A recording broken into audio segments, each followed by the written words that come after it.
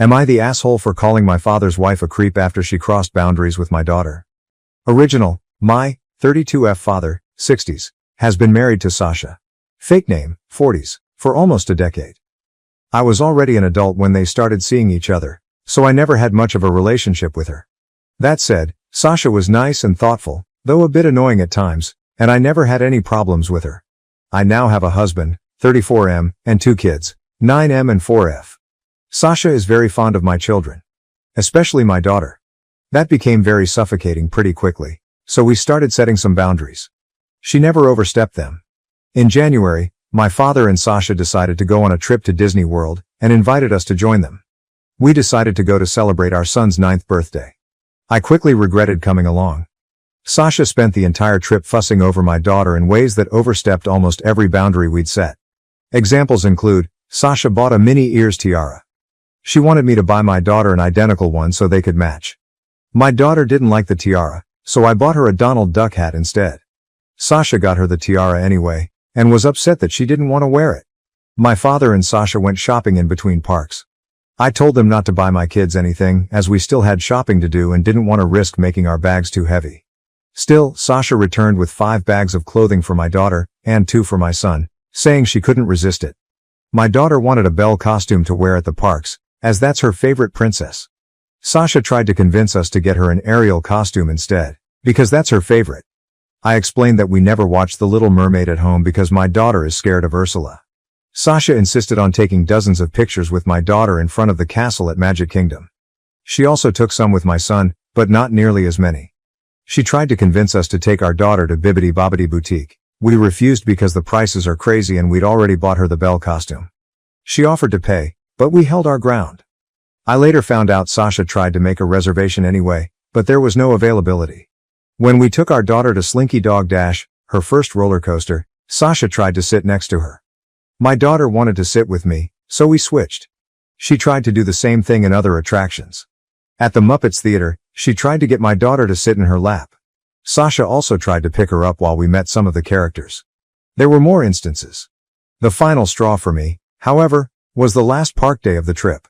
We were at Magic Kingdom. My husband suffered a minor injury and I had to take him to the first aid station. The kids wanted to go to the Peter Pan ride, so my dad and Sasha offered to take them in the meantime. However, according to my father, the line was too long. So instead, Sasha suggested the Little Mermaid ride, assuring my kids Ursula wasn't on it. Actually, there's a pretty big Ursula animatronic there. My daughter was still sobbing and hugging her brother when we reunited. When we flew back home, I told my father that we'd no longer take our children on trips with Sasha due to her behavior. He got extremely angry. He said his wife loved my kids, thought about what they'd like to do at every moment of the trip and that we should be grateful to have her in our lives. I lost my temper at that. I told him Sasha was a fucking creep, and that they should be grateful I was still okay with them even seeing my children after her actions during the trip. We ended up having a huge fight after that. It's been weeks since we returned home, and my father is still angry at me and my husband. Sasha has texted me a few times. She says she's sorry if she made me uncomfortable, but that she loves my kids and hoped to use the trip to spend more time with them. To be honest, I don't think I'm the AH here. But I do think I might have overreacted. I believe there's a chance Sasha's actions were motivated by love and she truly did have good intentions. AITA. Update. Hey everyone, I'm ready to give you an update. I read your comments and came to the following conclusion. As much as Sasha's behavior towards my children angered me and freaked me out, calling her a creep was the wrong reaction to have. That said, I think it's best for my family to distance itself from Sasha for the time being. And at the very least, my previous decision to avoid future trips with her based on the Disney trip is still the best course of action. Sasha's pushiness, tendency to override my and my husband's parenting and blatant favoritism towards my daughter were much worse when the kids were younger. After my daughter's birth, she began to focus too much attention on her and almost none on my son. I gave more examples of that in the comments on my original post. That's the reason we set boundaries in the first place. Her fixation on my daughter also bothers me. When we had the boundary conversation with my father and Sasha, she told us that she'd always wondered what having a daughter would be like. She'd also defined herself as child-free before, so I was never certain what to think of that. Either way, that reassured me and my husband that we were doing the best for our kids. Those boundaries had never been overstepped. Then we went on the Disney trip and most of them were completely ignored. Many of you pointed out that she might have gotten carried away, or that Disney is exciting and she wanted to make sure my kids had the best experience, etc. There are two things I'll say to that. The first is that whatever Sasha's reasons were, she still overstepped our boundaries. When we first set those, we told her that doing so would have consequences. Disney or not, I don't see a reason to make an exception.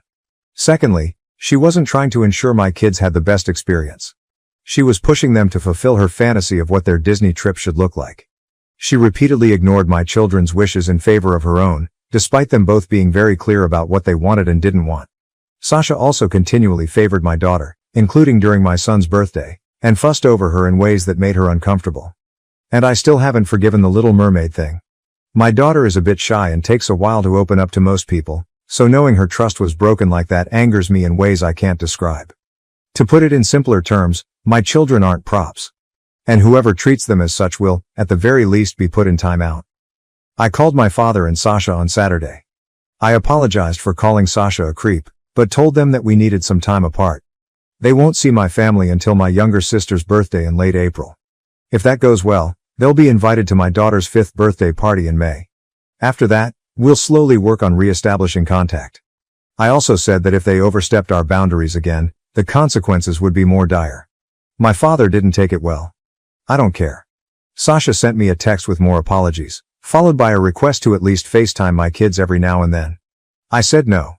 And to those who said my controlling behavior ruined the trip, my kids had an amazing time at Disney World.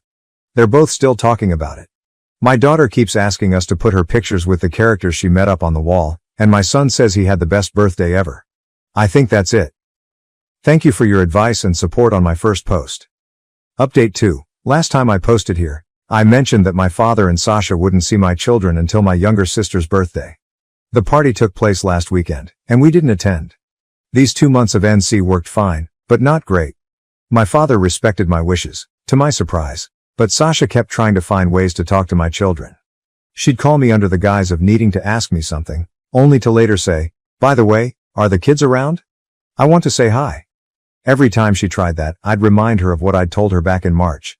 This must have happened almost a dozen times, which was enough for my husband and I to start debating on skipping the party. After speaking to our kids, we decided not to go. They both said they missed my father, but clearly didn't want to see Sasha. We thought about attending and just distancing them from her while there, but risking making our children uncomfortable wasn't worth it. My son even asked if we could see their aunt somewhere else, without Sasha around. My husband and I explained the situation to my sister. She was upset, but mostly because she hadn't seen the kids in a while. We all went to dinner at her favorite restaurant the day after her party. I also called my father and told him we wouldn't go to the birthday party. He reacted better than I expected, but we still had a short fight about it. He claimed that I had promised we'd let Sasha see the kids after 2 months, called me unfair and said he was entitled to have a relationship with his grandchildren. I immediately denied that. Though I tried to sugarcoat it at first, I eventually gave him the truth. My kids don't want to see his wife, and I won't force them to. My father and I had a long talk. I told him how much Sasha's actions at the Disney trip upset my children, as well as how uncomfortable me and my husband felt. I admitted I don't trust his wife at all, and I don't think I ever truly will. He said that while he still thought I was overreacting, he understood I wanted to protect my kids. My dad also told me about how these 2 months of NC were for them. Apparently, Sasha started talking about my kids, mostly my daughter, a lot more than usual. She'd mention things and places she thought they would like. My father was aware of one of the times she called me, but thought it was a one-time thing. She wanted to give my daughter a gift at my sister's birthday party. He said he didn't know why. At one point, she told him she wanted to plan another family vacation with the kids, even though I told them they're not traveling with Sasha anymore. Learning all of that just made me more certain that I can't trust this woman around my children. For now, I intend to remain LC with my father and NC with Sasha. My daughter told me she wanted her grandpa at her birthday party a few weeks from now, so I told him that he was invited, but Sasha wasn't. He agreed. To be honest, I don't trust my father after all of this. I'm allowing him to come because that party will take place at my home, which is easier for me to control. If he tries to bring Sasha, they'll both be kicked out, and it will take a long time for me to consider letting him near my kids again. My father hasn't told me how his wife is reacting to this. My sister told me that during her party, Sasha asked her to tell me she wanted to talk. I'm not reaching out to her, Nor do I plan to respond if she attempts to contact me. Both me and my husband have blocked her. My children are doing great. They still talk about how much fun they had at Disney. My daughter's been saving money, putting coins in her piggy bank, for us to go back. On a completely different note, I'm pregnant again. This was completely unplanned. I always said I wanted 2 kids at most, and the third would have to be a huge accident. But my husband and I are ecstatic. I'm still in the first trimester, so not a lot of people know. We're brainstorming ways to tell our kids. Overall, I'm happy with my life right now. And as much as I wish this Sasha situation had never happened, I feel like a better parent after dealing with it. I have never been more confident in my abilities to protect my children than I am now. I don't think I'll update again anytime soon. Once again, thank you for all the support you've given me. I wish you the best. Update 3, September 3rd, 2024, 7 months later. First of all, my father didn't bring Sasha to my daughter's birthday party back in May. I didn't really think he would. I'd made it very clear I wouldn't tolerate that, but I'd be lying if I said your comments didn't make me a little paranoid. Secondly, I've just entered my 3rd trimester, and the baby will be here in November. The kids are ecstatic. I'm having another girl, but my husband and I are not sharing the sex until she's born. This has nothing to do with our families, it's just something we've also done with our first 2. Everyone, including Sasha, knows I'm pregnant. We announced it a couple months ago. I had no problem with my father telling her, though he did ask if he could. I didn't hear much about her reaction, but according to my father, she was happy for me. My children still don't want to see Sasha, and I'm still not forcing them to. I've unblocked her and put her on mute instead, but she hasn't made any attempts to contact me. We've continued meeting my father without his wife, and I think it's been working out. My relationship with him isn't fantastic, but it's much better than it was earlier this year. Last week, I saw Sasha for the first time in months. My cousin threw a party at her place. My husband and I attended, as did my father and Sasha. I knew she'd be there, but since the kids weren't with us, son had a sleepover, daughter stayed with my mom, I didn't really have anything against seeing her. They arrived sometime after we did.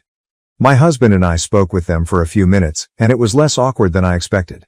Sasha asked me about the baby's sex, and I told her we weren't telling anyone, which, again, is what we've always done. About 20 minutes later, my father told me they had to go. I thought it was weird that they were leaving so soon, but I didn't think much of it at the time. He called me a few days ago and we spoke for a long time. My father is difficult to talk to, so the following is what I gathered from the conversation. He said they left early because Sasha was holding back tears after she saw me. She was sobbing by the time they got to the car. They later had a discussion about it, and Sasha admitted she wanted kids. She married my dad knowing he didn't but hoped he would change his mind. Apparently, when my son was born, Sasha tried to drop "I want one" hints to my father. He didn't notice it, so she gave up. According to my father, Sasha told him she loved my kids equally, but my daughter was special, because she always imagined herself as a girl mom. That's also the reason why she became such a suffocating presence when my daughter was a baby. When my husband and I started setting boundaries, Sasha realized she was overstepping and agreed to abide by them. To her credit, I think she did a mostly okay job back then, but the favoritism was still obvious enough that my son noticed it. The trip we took was a turning point because Sasha's dream of having a daughter included taking her to Disney World and having her do all the things she liked to do there when she was young. She told my father that having my daughter there was so exciting that she forgot everything I'd said about not overstepping. Sasha wanted a mother-daughter trip and tried to use my child for it. Sasha said she regretted her actions during the Disney trip, but only because she lost access to my children due to them. And seeing me at the party, all pregnant and pretty, my father's words, not sure she actually said that, was what drove her over the edge. I remember reading some comments theorizing that this was what was going on, but I still didn't really expect this. My father said he was telling me all this because his wife wasn't doing well, and he'd understand if I wanted to keep my kids away from her. Didn't expect that, either. I don't know what the future of their relationship will be, and I don't think my father does either. All I know is that if Sasha still wants to have kids, it almost definitely will not be with my father. Before all this, I was pondering about my third child's future in relation to Sasha. Now, I sincerely don't want her to be a part of my baby's life. This isn't a final decision, but I've been speaking to my husband about it, and he agrees with me. I don't think she's a bad person. I got some baby stealer comments on my previous update, but I don't think that's what's happening here either. But if the Disney trip proved anything to me, it's that Sasha is willing to be extremely selfish and disrespectful to get what she wants, even when my kids are involved. A couple months ago, my husband and I had a conversation with our son about the subject. He told us he dislikes Sasha for 2 reasons. She favors his sister and she doesn't listen to them. Honestly, that's all I need to know. Looking back at my own childhood, I feel like I was never allowed to have boundaries. I was always expected to put my schedules and preferences aside for others. It's important to me that my children don't go through that. If they don't want to see Sasha, they don't have to. I think that's all I want to say here. I'm doing well. I actually got some great news from work recently. My kids are thriving, and I'm excited to meet my 3rd baby. Again, thank you guys. Update 3, new update.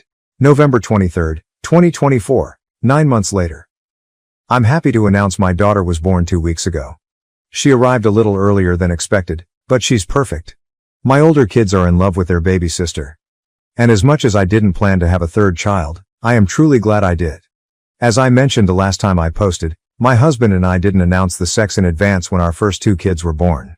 This time, I decided to give my father a heads up. After I found out about the whole girl mom thing, I became worried about how Sasha would react to the news I was having another daughter. Telling my father ahead of her birth would give him more time to prepare.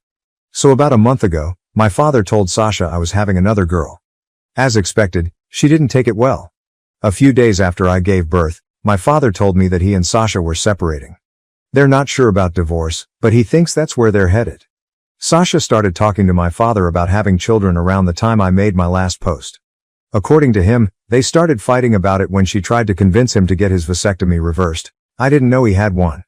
My father said Sasha cried when he told her I'd have another daughter, and they decided to separate a few days later. I'm not very informed about the situation, but my father did state that the decision was mutual. About a week ago, Sasha texted me. It started with her congratulating me for my daughter's birth, then evolved into what seemed like a farewell letter to my children. Not much about them stood out to me, though "you'll never understand the love I feel for your children" was an interesting statement. She talked about how much it hurt to know she'd never meet my baby, or watch my daughter become a big sister. Sasha told me I had tortured her by keeping my kids away, and it was that distance that made her accept she needed to be a mother. She deleted the text a few minutes after I finished reading it. I decided not to reply. I haven't been thinking much about the situation lately, but the more I do, the dumber I feel for not realizing Sasha wanted kids sooner. I remember she started talking about my father's future grandchildren long before I got pregnant with my son.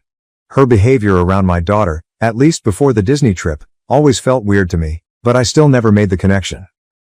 I still don't dislike Sasha, but I think she brought this situation upon herself. As much as I recognize my father is far from innocent, he's always been very clear about not wanting more children. Sasha is 47 years old, and while I don't think I'd want to have kids at that age, I know people who have. If that's what she wants, then I wish her luck. We're also officially moving to Europe in 2025. The work-related news I mentioned in my previous update were really great. My husband and I had been hoping for an opportunity like this for a while. We're helping the kids make arrangements to maintain contact with their friends. Luckily, my daughter's best friend is my goddaughter. This will be my last update. I'm busy with my baby, and I'll definitely have a busy 2025 as well, so I don't intend to write about this anymore.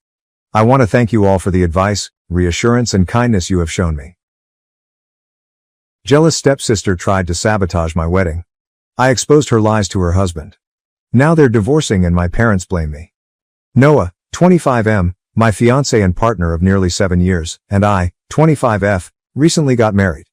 Everyone in my family, including my stepsister Charlotte, 24F, was invited to the wedding. When Charlotte was 8 years old and I was 9, our parents were married. Since we had previously known each other for a few years, we were okay with my mother's marriage to her father at the time. Prior to their marriage, our parents had been together for over 3 years. More precisely, she was 5 and I was 6 when we first met. We got along really well at first. Since I didn't have many kids to play with in my area, I was always excited when Charlotte and her father visited, and we had a blast. We kept up a good friendship as we got older, and up until middle school, I thought of her as a close friend. When we joined high school, things started to shift, and regrettably, a boy named Noah was the reason for it all. During my mother's pregnancy, my father had cheated on her with a friend. After being caught, he signed away his parental rights and decided he didn't want anything to do with us. We never saw him again after he and his girlfriend moved away. My mother didn't seek child support because my grandparents were wealthy and provided for her. I never met my biological father as a result. The first father figure in my life was my stepfather. Due to health issues exacerbated by pregnancy, Charlotte's mother had died when she was quite young. Full custody of her was with her father, and I was with my mother. Charlotte and I spent all of our time together when our parents moved in together after courting. It was great to have someone my own age as a buddy. Up until high school, Charlotte and I had a close relationship. We were in the same grade even though she was a year younger because she started school earlier than usual. We even took many classes together when we first entered high school. Among them was Noah, the new student at the school and a recent arrival to our town. He won my affection almost instantly, and sadly, Charlotte did too. Charlotte and I had dated other boys previously, but this seemed different since Noah was adorable and kind. I chose to speak with Charlotte after realizing that we both liked him. Out of respect for our relationship, we agreed that neither of us would approach him or attempt to date him. We believed that we would be able to get over our infatuation, but that wasn't the case. Because we took the same classes, the three of us became good friends and my affections for Noah deepened as I got to know him better. I maintained our relationship entirely platonic, even though it was obvious he was interested in me. He frequently flirted. Charlotte couldn't be harmed. We didn't talk about Noah at all since we knew it was a delicate subject. As folks were getting ready for prom in their senior year, everything came to a head. When Noah revealed that Charlotte had asked him to prom and acknowledged her affections for him, I was on the verge of accepting another guy's prom offer. That Charlotte would renege on her vow to not pursue Noah astounded me. I was offended, and that was inappropriate. Noah informed me, however, that he had rejected her since he simply considered her a friend. Since he loved me, he acknowledged that he had observed her flirting with him over the years but had never returned the kind. Noah admitted that he needed clarification, which is why he had come to me. I had maintained my distance from him in order to keep my word to Charlotte, even though he was making an attempt to express his affections for me. He wanted to know whether there was a chance for us because our senior year was coming to a conclusion and college was approaching. He begged me to be honest because he would move on and think about asking someone else to prom if I didn't like him. I was confused by that talk. It was unbelievable to me that Noah had been fond of me all this time while Charlotte had been covertly betraying our agreement. The idea that someone I considered a sister would turn on me was painful. I skipped the remaining classes and went home early after asking Noah for a day to consider my options. After finding out, I couldn't bear to see Charlotte. Charlotte pretended nothing had happened when she got home. She didn't tell Noah about her confession. I couldn't resist and went up to her.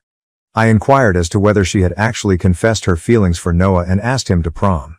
She said it was none of my business right away, getting defensive. But because we had made a vow, it was very much my business. Out of respect for Charlotte, I had repressed my feelings for Noah for years, but I later discovered that she had been pursuing him behind my back. It was unfair. I was in love with Noah by that point, not just smitten. I put Charlotte's sentiments ahead of my own, but she was unable to reciprocate. Our argument turned into a violent altercation. In her own words, Charlotte acknowledged that she had only promised to spare my feelings, because she thought Noah would pick her over me if he had to. Her conceit and treachery were intolerable. I made the decision right then and there that I would no longer prioritize my feelings over hers. I told Noah everything the following day, including our argument, Charlotte's betrayal, and the commitment we had made. He was sympathetic and offered to wait for me if I required more time. However, I was no longer able to suppress my emotions. We began dating the same day I told him I was in love with him. I have no regrets after 7 wonderful years together. After that day, Charlotte and I ceased communicating. Since we shared a residence, it was more difficult for me to break off our relationship than it was for Noah. I didn't mind that she relocated into the basement rather than a room with me. I never told our parents what had gone wrong, and I don't believe Charlotte did either, despite their repeated requests. We didn't talk to each other after that day. It was challenging at first, but we gradually adapted. Charlotte decided to attend a college across the nation, but Noah and I ended up attending the same one. This implied that I would only have to visit her on special occasions for a few years. Charlotte had begun dating a man from her college and Noah and I were still together after graduation. Before long, we all started working, and Charlotte and I's argument began to seem like trivial high school drama. Charlotte and I would exchange courteous greetings during family get-togethers. We avoided in-depth discussions and stuck to casual banter, but we never tried to mend our relationship. Things began to change a little as we grew older. At least we could communicate. Charlotte told her college lover she was engaged last year. After I properly congratulated her, she expressed her desire for me to be present at her wedding. It was a bittersweet experience. We had always dreamed of being each other's maid of honor at our weddings since we were little. However, I was simply another visitor at her wedding. It was heartbreaking to know that our relationship would never be the same again, even though I was glad we were getting back on track and acting like grown-ups. We had been communicating ever since, and Charlotte even appeared to get along well with Noah. I thought it would feel weird, so I decided not to bring Noah as my +1 to her wedding out of respect. Charlotte said after the ceremony that she had moved on and didn't care anymore, so I could have brought Noah. For a time at least, I trusted her. Noah asked me to marry him a few months ago and I accepted without hesitation. The moment was ideal. I had begun working with a friend on her startup, and he had recently received a promotion at work. Although I had hoped for a drama-free, stress-free wedding, inviting Charlotte proved to be a mistake. When I got engaged, Charlotte congratulated me, and I assumed everything was good. She agreed to attend the wedding when I invited her. I didn't anticipate any problems. The majority of our close friends and relatives stayed with us at the hotel outside of town where the wedding was held. The majority of the guests arrived the day before the wedding, but Noah, our parents, my bridal party and I arrived 2 days early. But Charlotte and her spouse showed up on the same day as us, saying it was a sincere error. I didn't know what she had planned, but I accepted it because I thought her explanation was plausible. Charlotte was loitering outside my room on the morning of my wedding as I was getting my cosmetics done. The other guests were either unwinding or getting ready for the ceremony, so it looked strange.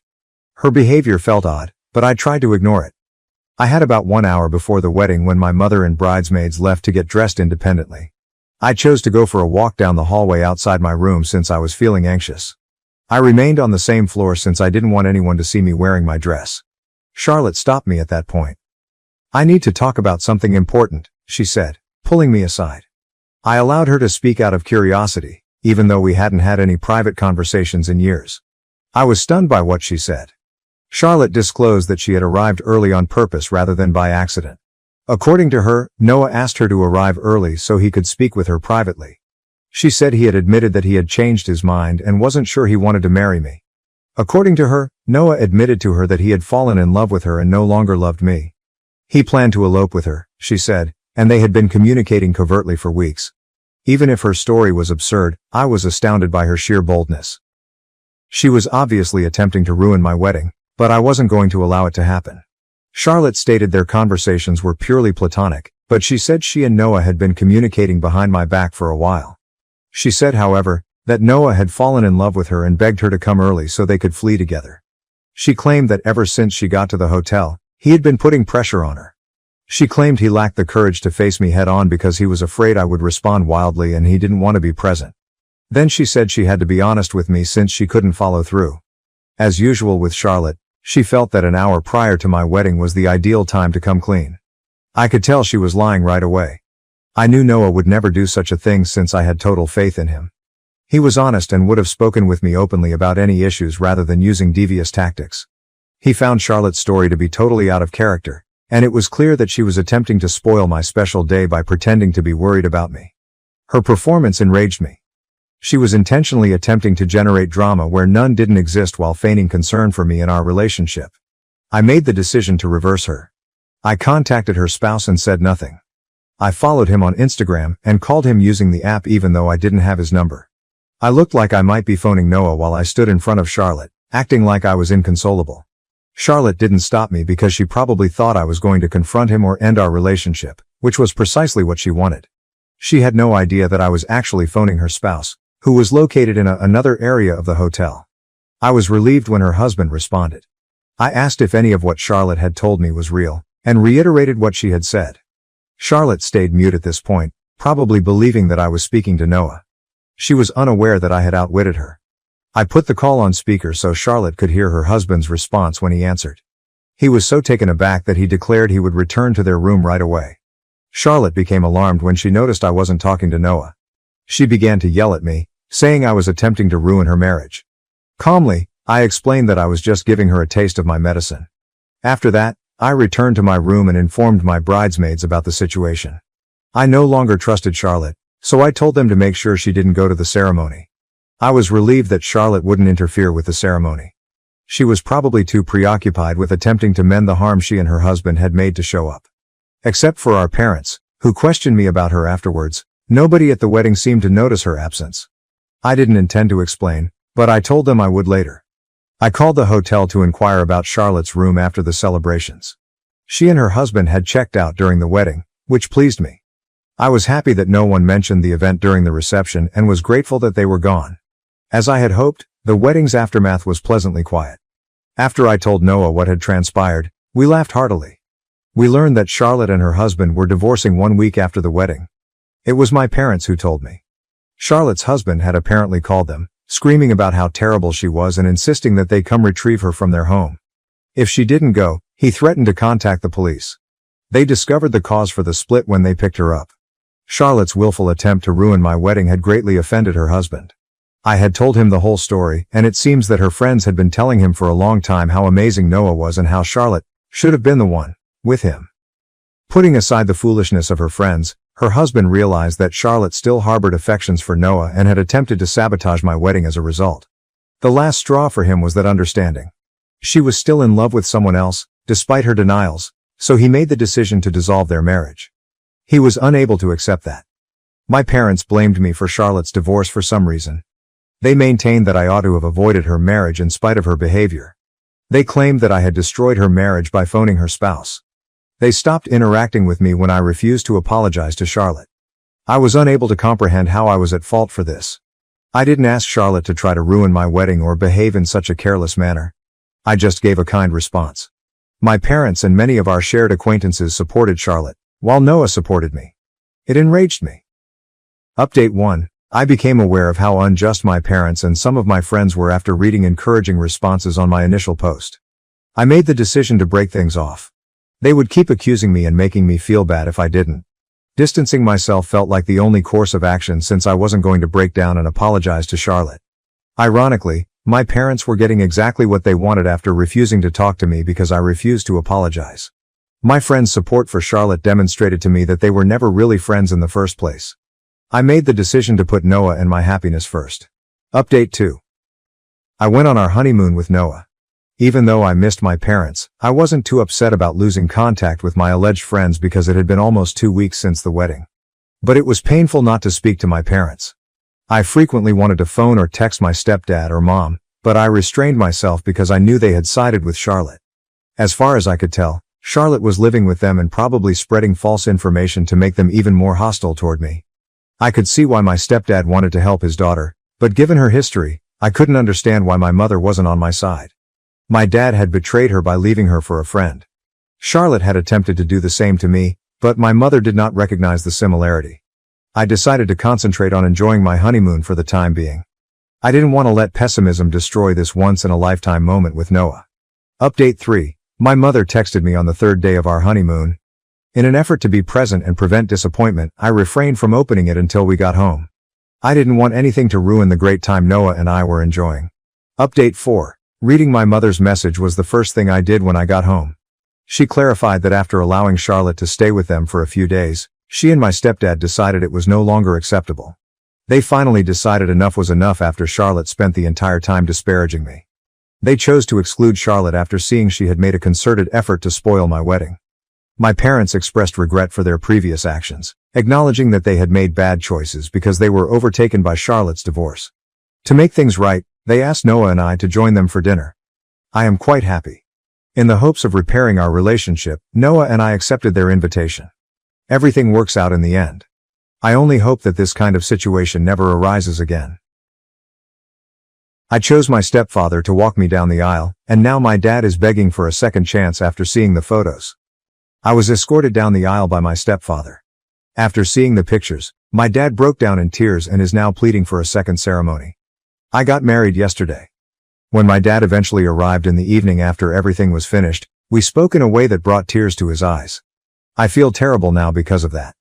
To put things in perspective, I became engaged to my fiancée approximately 5 months ago. We chose to get married in our garden with just our loved ones because neither of us wanted a large wedding with lots of guests in a vast location. Our goal was to have a modest, intimate, and private wedding. Since we were getting married on the day of our 4th anniversary, this was a really memorable day for us, who had been together for 4 years. We still had decorators and caterers coming in, so it was obviously not possible to reschedule, despite the little wedding. I was unable to grant my dad's plea to postpone it because of this. I didn't want to because I didn't think it was necessary, more than the fact that I couldn't. My dad wasn't asking me to postpone my wedding because of an urgent matter. My golden child brother was in town and had planned a camping trip for the same weekend, so he wanted me to put it off. I'm not making it up, I promise. This is so ridiculous that I doubt I could ever create it. I couldn't think of a single medical emergency that would require him to wait a week that couldn't be rescheduled. So when my dad called me last week, he said he wouldn't be able to attend my wedding if I held it that weekend because he had a medical emergency. It was a weak excuse. My brother had surprised him with a camping trip, which he had consented to go on, but it happened to fall on my wedding day. I persisted until he finally told the truth. The camping trip was my dad's top priority, but I think it's very clear what the decision should have been. He clarified that he didn't want to miss out on spending time with my brother, who only visits for a few weeks per year. My dad also tried to persuade me that since my wedding wasn't a big occasion, it would be simple to reschedule. He maintained that all I needed to do was talk to the merchants and let a few people know. I made an effort to explain why the wedding date was significant to me, but I soon saw that it was useless. He was going camping with my brother and had already made up his mind. My dad has always given preference to my brother, so I wasn't surprised by this. 3 years older than I am, my brother, 30M, has always been an overachiever. In the meantime, I've been a typical child. Naturally, he received a lot of attention and was constantly complimented, while I frequently felt ignored. He was such a brat with an inflated ego that I was unable to be glad for him, even though I used to feel jealous of him. He became conceited from all the attention and honestly thought he was a gift from God to humanity. We never got along since he was annoying and behaved like a bully to me. When he left for college, I was relieved. I was in middle school when our parents got divorced. My mom had an affair with one of her college pals, which led to the divorce. My dad agreed to split custody despite the unpleasant divorce that left everyone bitter. The affair was shocking. Not the divorce, to be honest. My parents had a constant argument for as long as I can remember. They were never really happy together, even in my fond childhood memories. During family get-togethers or vacations, they simply put on a front for other people. They hardly ever talked or even looked at one another at home. They eventually slept in different rooms. They probably stayed together for the purpose of staying together after falling out of love. My mom had her affair because neither of them tried to make things better. My dad had never been a pleasant man to live with, and I'm not attempting to defend her. Their marriage was going through a particularly difficult period when my mom had an affair. They got into violent arguments nearly every day, and my dad's heavy drinking just made matters worse. My mother eventually came clean about the affair and left the family one day. She still made an effort to communicate with us both, though. My brother entirely disregarded her messages, and I was the only one who replied. She had cheated on our father, and he could never forgive her. My brother's inability to forgive her wasn't shocking. He and my dad have always shared a unique bond. Even though my dad denied it, it was clear from the time we were young that he had a favorite. It was evident from his conduct. My relationship with my father deteriorated as we grew older. My dad appeared to be upset with me after the divorce when I made the decision to keep up a friendly connection with my mom and stepdad. He became aloof. He probably wanted me to behave like my brother, who was often disparaging our mother and her new husband. A few months after the divorce was finalized, my mom got married again, and I was a bridesmaid at her wedding. My brother declined to go.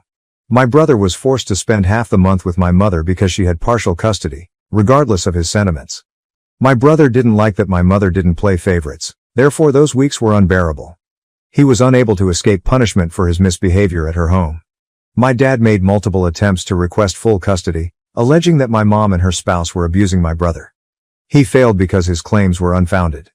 Looking back, I'm happy. I only had one parent who truly cared about me, my mother. I didn't despise my stepfather. He was a good man as well. I had mixed feelings toward my mother as a child. I wasn't sure if I should forgive her for cheating on my dad. I ultimately made the decision to follow my happiness. I put money into maintaining a positive relationship with my mother because it made me feel at ease. I'm glad I did. 6 years ago she passed away from cancer. What mattered was that she was always a good mother to me, regardless of the events in her marriage. My brother was scarce, even in her last days. Before she passed away he did pay her a few visits, which gave her some serenity. My stepdad moved out of state when she passed away, but we continued to communicate. The repercussions of my mother's death. My brother acquired a job in London and moved there around a year after my mother's death. Now he comes to see our dad once a year. I don't talk to my brother anymore. However, my connection with my dad started to become better once my brother moved out and my mom passed away. After finding out about my mom's infidelity, he expressed regret for his lack of warmth for me. He acknowledged that he had acted in ways he wasn't proud of, particularly toward me, since he felt deceived and hurt. He tried to improve our relationship and admitted that he had always given my brother more attention. We've become closer over the last few years, which I never imagined was possible. I asked him to lead me down the aisle at my wedding because I thought things had improved. He concurred. As long as he showed me love and respect, I didn't mind that he was still very close to my brother. The ultimate camping trip. But recent events made it clear to me that as long as my brother was alive, I would never really be a priority. I came to see that my brother's relocation away was the only reason my dad even made an effort to patch things up between us. I become less important when my brother is around. It was a terrible wake-up call when my dad asked me to reschedule my wedding so that I could go camping with my brother. The realization that things hadn't altered as much as I had thought was painful. I made a snap decision in the heat of the moment. I consented to postpone my wedding. I called my stepdad a few minutes after I hung up with my dad. I invited him to lead me down the aisle without thinking twice. I'll admit that what I did at the time was spiteful and motivated by retaliation. But I believed that I was being good for myself by reprimanding my father. I didn't mind my stepdad filling in because he was already invited as a guest to the wedding and he's always been a good man. Even though we don't communicate often, we are still close because he helped me get through my mother's burial. He was first hesitant to accompany me down the aisle as he knew my father was also invited. Nevertheless, I persuaded him and he accepted. I felt justified, so I didn't think about it too much. My fiancé's encouragement provided me with the necessary validation. My annoyance was exacerbated by the fact that my dad had hardly communicated with me during the preceding week, perhaps because my brother was back in town. As anticipated, my dad did not attend my wedding yesterday. I waited until the very last minute in the hopes that he would surprise me. However, he didn't. For the most part, I was content as my stepdad led me down the aisle. After all, it was my wedding day. Later, when I emailed my dad a picture of my stepdad escorting me down the aisle, that was the only hitch. I assumed he would be upset. I was surprised when he decided to confront me on the following bus back to town. My father and brother showed up that night as the visitors were departing. They appeared worn out, but my dad said the most. He urged me to have another ceremony so he could lead me down the aisle and expressed regret for not taking my wedding seriously. He acknowledged that I was justified in my conduct and that it was rude to ask me to reschedule for a camping trip. All he wanted was another opportunity, and he regretted everything. He even declared that he only wanted the joy of seeing his daughter go down the aisle and didn't care if no one else showed there. I was offended by his desperation. It became evident that his activities were motivated more by a desire to outdo my stepdad than by a genuine concern for me. I asked him if, had my stepdad not escorted me down the aisle, he would have responded in the same manner. His reluctance was sufficient enough. I informed him that he had let me down and that I would not be getting married again merely to please him. He blew the opportunity he had. He started crying and pleading for forgiveness when I ordered him to leave. He stated that he regretted everything after seeing the photos and that he had not known I was serious about holding the wedding. He adamantly apologized for not putting me first. He accused me of being callous and overreacting to a single error when I asked him to go once more. The final straw was that. I informed him that I had every right to defend myself at this point if he could treat me badly for the rest of my life without good cause. I reminded him that his actions were the reason behind everything that was happening to him. Unlike him, my stepdad truly cared about me, so I told him I was happy he escorted me down the aisle. Then I left him crying and went back inside. My brother and father were gone when I looked out a while later. Considering I regret what I said now that some time has gone by. Knowing I brought him to tears makes me feel worse. I question whether asking my stepdad to escort me down the aisle and then putting it in my dad's face was too harsh. Revise. I've come to the conclusion that I don't need to apologize after giving it some serious thought. My dad decided to put a camping trip ahead of my wedding. I've been defending his actions my entire life, and I'm sick of it. My dad's actions have no justification, and I am free to choose not to forgive him. I'm sorry for bringing him to tears, but a person can only take so much abuse. Beyond that, I think it's okay to defend your rights, even if doing so causes harm to the other person. I cried a lot during my early and adolescent years due to my dad's treatment of me. I never showed anyone how much it hurt me, not even him. I don't think he would have changed even if he had known.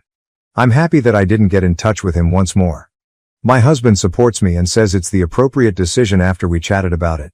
He wanted this decision to be mine alone, which is why he didn't voice his opinion sooner. I also expressed my guilt to my stepfather for becoming involved in my problems with my father.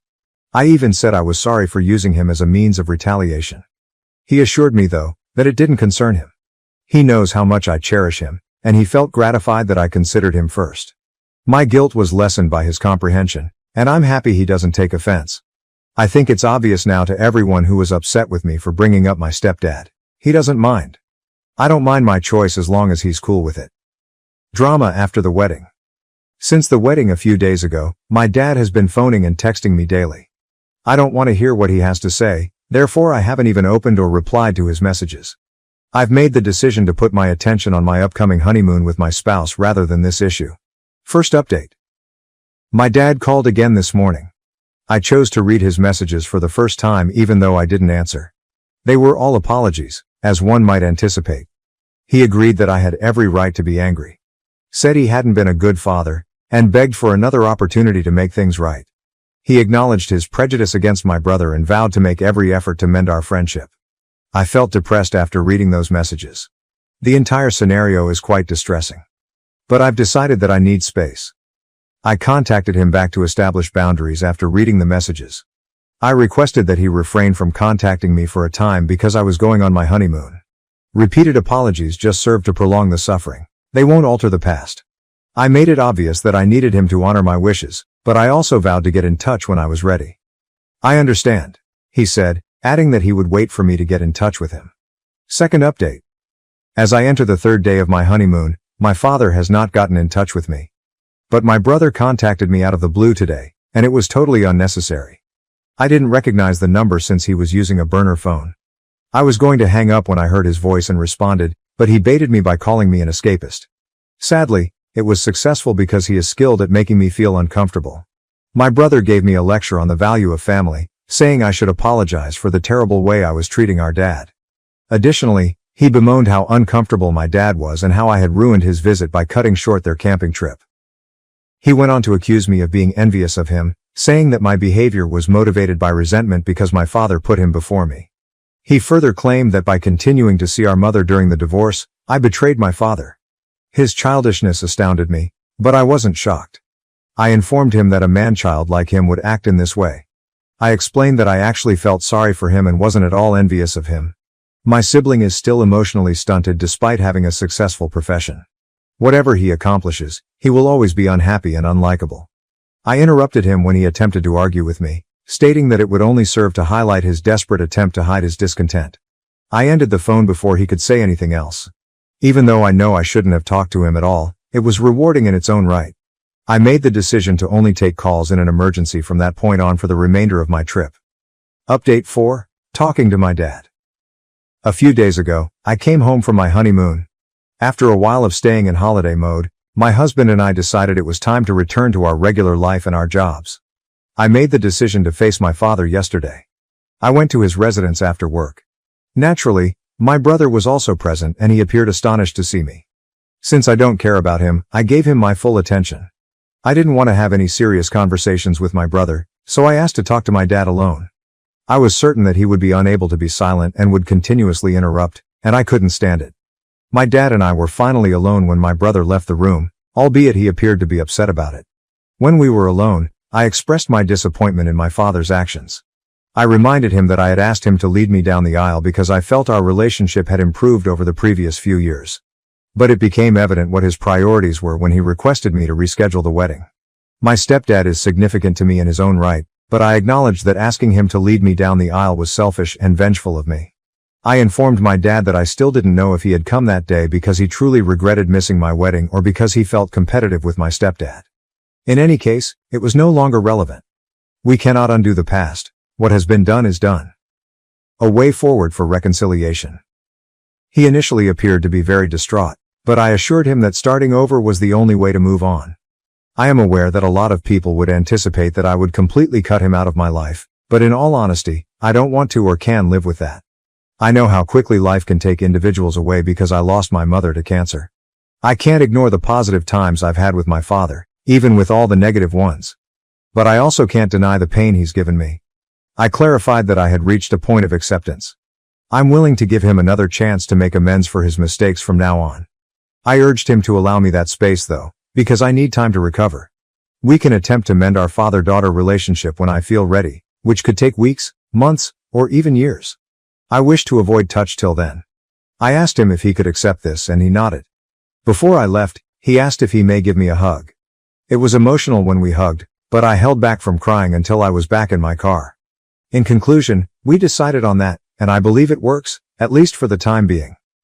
The course of events will become clear with time. I'm comfortable with the situation for the time being.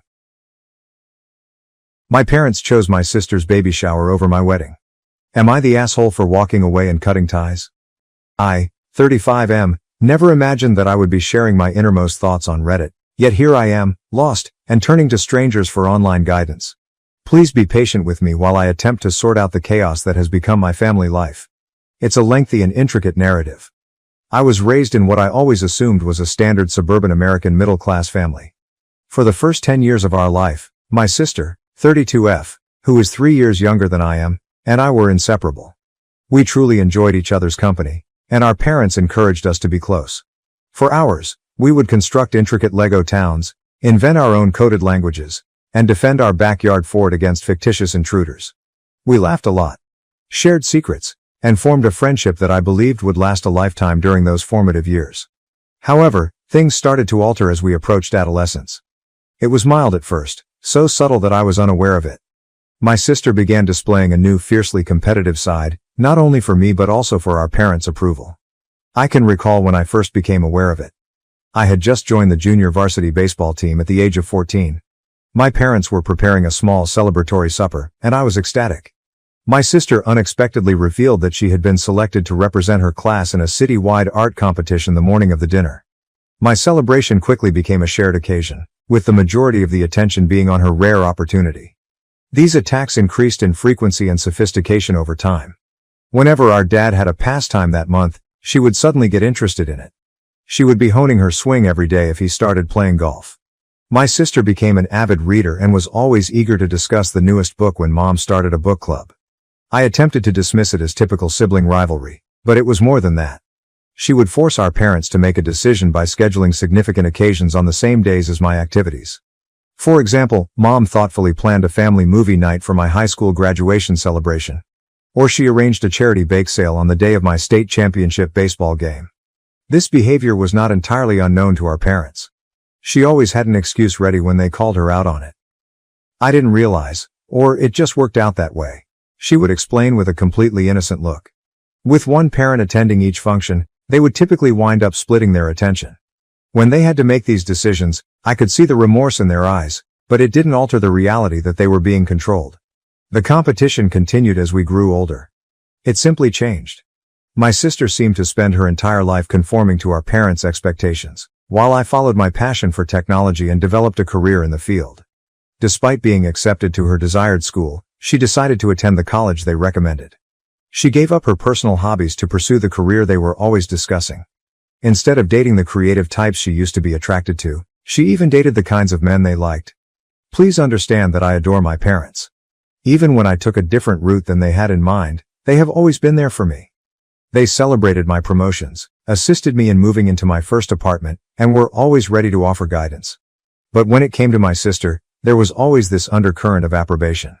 Although they would never express it directly, they were clearly proud of the decisions she made. Their excitement when she called with news was evident, as did the way they would boast about her to their acquaintances. A few years back, while we were both at home for the holidays, I made an attempt to discuss it with my sister.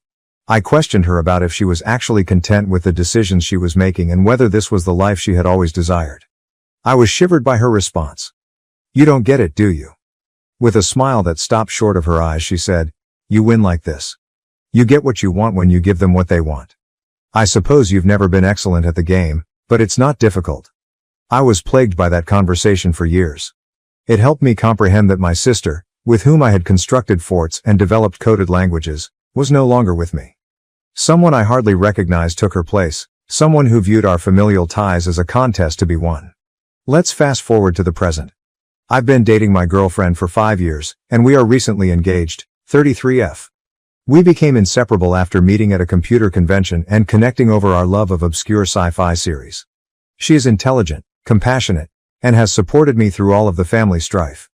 We've developed a life together, and last year I made the proposal. I was so happy that I couldn't wait to tell my relatives about it. My parents' response was, at best, ambivalent when I phoned them first. Naturally, they applauded me, but their enthusiasm was noticeably lacking. The first thing my mother asked was, "Have you told your sister yet?" It hurt, but I dismissed it, blaming the surprise for their muted response. My sister, who had been employed overseas by a big corporation, reported that she had been married in a small ceremony abroad around the same time. We were unable to go because of travel restrictions and the pandemic. I could see the guilt gnawing at our parents, who were horrified that they had missed it. They spoke about how they could make it up to her and planned a late celebration over the course of several hours of video conversations. My sister then revealed yet another shocking fact a few months ago. She was expecting a child and would be returning to the United States for a prolonged stay. For 6 months, she and her husband, 34M, would be living with our parents, working from home, and getting ready for the baby. I was initially pleased for her. She is still my sister despite our complex relationship, and it was exhilarating to consider becoming an uncle. In an attempt to connect with my prospective niece or nephew, I even began to look at onesies with geeky messages. Then, however, things began to deteriorate. My parents appeared disinterested and preoccupied when I attempted to include them in the wedding planning process. The topic of my sister's pregnancy or her impending visit somehow came up in every conversation. They would wind up talking about how they were redoing the guest room for my sister's stay when I called to ask their opinion about venues. They had missed her wedding, after all, so I tried to be empathetic, but it was annoying. I recall one extremely depressing event. Finally, I had located the ideal location for the wedding, a stunning lakefront resort that my fiancé and I adored. My mom and I were on the phone when I enthusiastically described the location and asked if she and Dad would want to join us for a visit. What did she say? "That sounds lovely, honey, but we have a lot going on that weekend. We promised to be there via video call for your sister's first ultrasound." You get it, don't you? Though not in the sense she intended, I did comprehend. I realized that, once more, my sister's life was becoming more important than mine. I realized that even if she was on the other side of the globe, she could still ruin my moments. Last week was the real hit. The day of my wedding coincided with my sister's announcement that she was throwing a baby shower. She gave me the naive expression I was all too familiar with when I confronted her about it. She remarked, her voice brimming with fictitious worry, "Oh, I didn't realize that was your wedding date. However, it's the only day that works for everyone, and I'll be returning to my country shortly after. I take it you can adjust the date. You haven't even sent out invitations yet." However, invitations had been sent out. We had paid many non-refundable deposits, reserved the space, and engaged caterers. Not only was it inconvenient to change the date, but it was now all but impossible. I was enraged. This was my wedding day, the day my fiancé and I had been fantasizing about and planning for months, not just some high school function that she could ruin. I summoned a family meeting right away to resolve this. From the beginning, the family meeting was a complete failure. The tension was evident when we assembled in our parents' living room. Sitting next to me, my fiancé placed a comforting hand on my knee. Our parents occupied the armchairs, appearing uneasy, while my sister and her spouse occupied the opposite couch. I began by outlining the significance of this day for my fiancé and me, how we had been preparing for months, and how upset we were that my sister had chosen the same day for her baby shower. I outlined every realistic reason why we couldn't alter the date, including the out-of-town guests who had already booked their trips, the deposits, and the invites. My sister's countenance changed as I was speaking. The phony innocence had vanished, and in its stead came a calculating expression that I was all too familiar with. She began her counter-argument as soon as I was done. Her voice trembled a little as she started. "I understand you're upset," a performance I had seen many times before. "However, you must comprehend my stance. Being abroad has caused me to miss a great deal of family time. Before the baby is born, this may be my only opportunity to rejoice with everyone. Furthermore, a baby is a far bigger event than a wedding, let's face it. Another wedding is always an option, but this is my first child." Her audacity surprised me into silence. I could feel my fiancé shaking with rage next to me as she squeezed my hand. My sister went on, addressing our parents.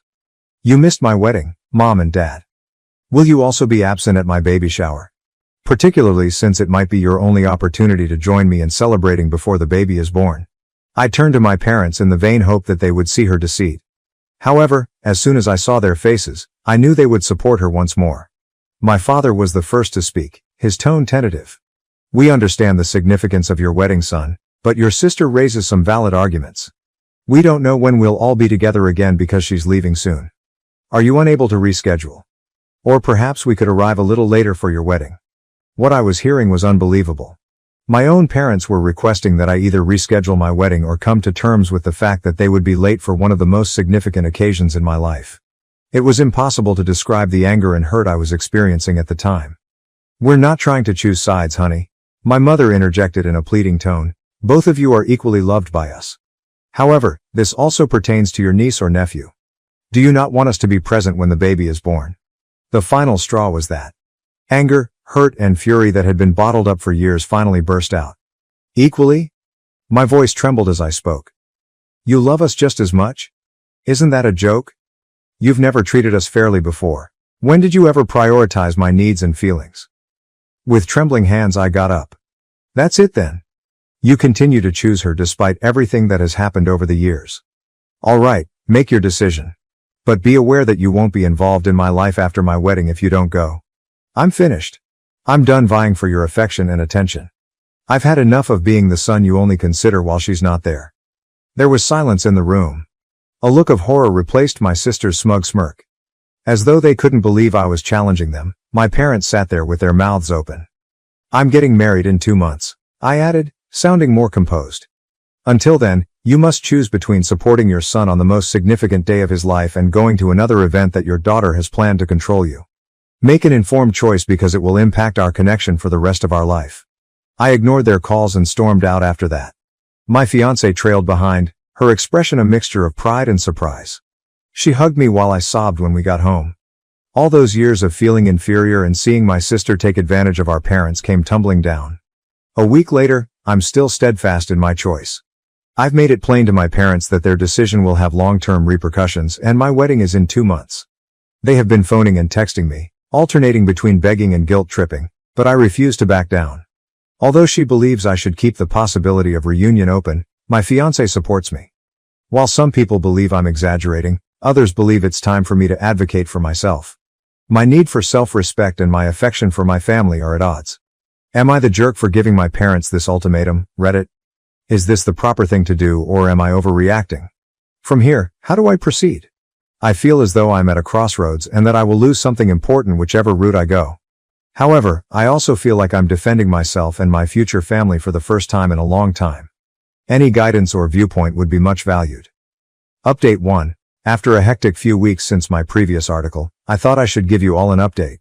I want to start by saying thank you to everyone who left a comment on my initial post. Throughout this trying period, your guidance and support have been priceless. What has transpired since then is as follows. Last Saturday, my fiancé and I tied the knot. In the company of friends who have become our chosen family, it was a lovely ceremony full of love. However, if I claimed it was flawless, I would be lying. What should have been the best day of my life was clouded by the absence of my sister and dad. My parents persisted in their emotional manipulation and guilt-tripping tactics in the weeks before the wedding. They texted, left voicemails, and even unexpectedly showed up at our flat. They consistently sent the same message. How could you harm the family in this way? Why are you acting so self-centeredly? Do you not realize how much your sister is suffering as a result of this? It was difficult, but I held my ground. There were times when I nearly gave in because I couldn't handle the thought of maybe losing my family forever. Despite everything, my fiancée, who is now my wife, was my pillar of support.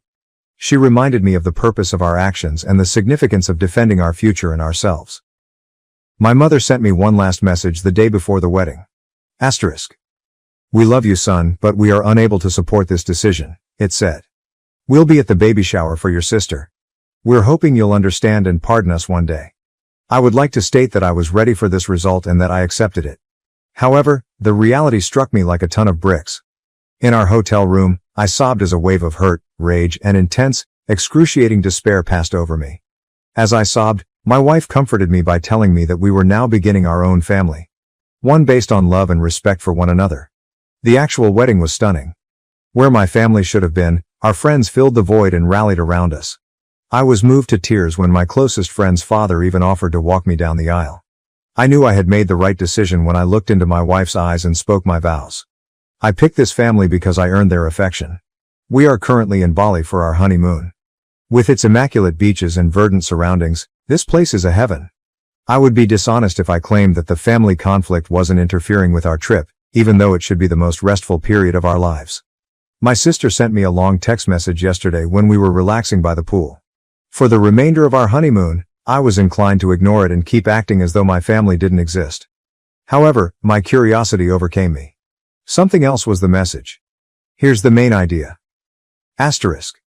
I hope you're content right now. Mom and Dad are inconsolable. They were so sad about missing your wedding that they hardly enjoyed my baby shower. What made you so self-centered? Everything has been damaged by you. Simply because you couldn't stand not being the center of attention for once, you've ripped this family apart. Although I've always known you were envious of me, I never imagined you would go to such lengths. When the baby is born, don't bother to come see it. You are not my uncle. I read the message 3 times, twice, and once. I had a range of emotions every time, including rage at her foolishness, hurt at her harsh remarks, and a perverse sense of triumph that she had finally abandoned her naive behavior and revealed her true nature. When my wife saw how upset I was, she inquired as to what was wrong. She reacted with a mixture of disbelief and rage when I showed her the note. She wanted to answer, to finally put my sister in her place. However, I changed my mind. I chose to ban my sister's number instead. Even though it was a modest gesture, it felt like I was getting back some of my mental tranquility. My relationship with my family has been reevaluated as a result of this entire circumstance. I've spent years attempting to gain their acceptance and to be seen as equal to my sister. However, I'm beginning to realize how poisonous that dynamic was. The rules were rigged from the beginning, so I would never win that game. It hurts, don't get me wrong. A part of me still adores my parents and longs for the close-knit family dynamic. Though I'm sorry that I might never meet them, I can't help but think about my future niece or nephew. However, I know I've made the proper decision when I think back on all the years of manipulation and constantly feeling inferior. My spouse and I have been discussing family a lot, including what it means to us and how we wish to define it. We've made the decision to raise our kids in the kind, encouraging atmosphere I always wanted as a child. We will not put children against one another, but rather appreciate their individuality. We'll be there for both the major and minor events. I'm not sure what the future holds for my sister and parents.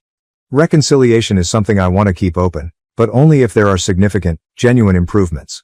Pretending everything is fine while ignoring the fundamental problems is not something I can return to.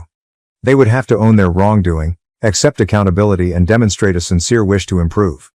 To be honest, I don't think they can do that. Right now, my wife and the life we're creating together are my new family. We're discussing establishing our own holiday customs and fostering a loving, respectful environment at home. It feels appropriate, but it's also a little frightening. I would say this to anyone who could be in a similar circumstance and unsure about whether to confront toxic family members.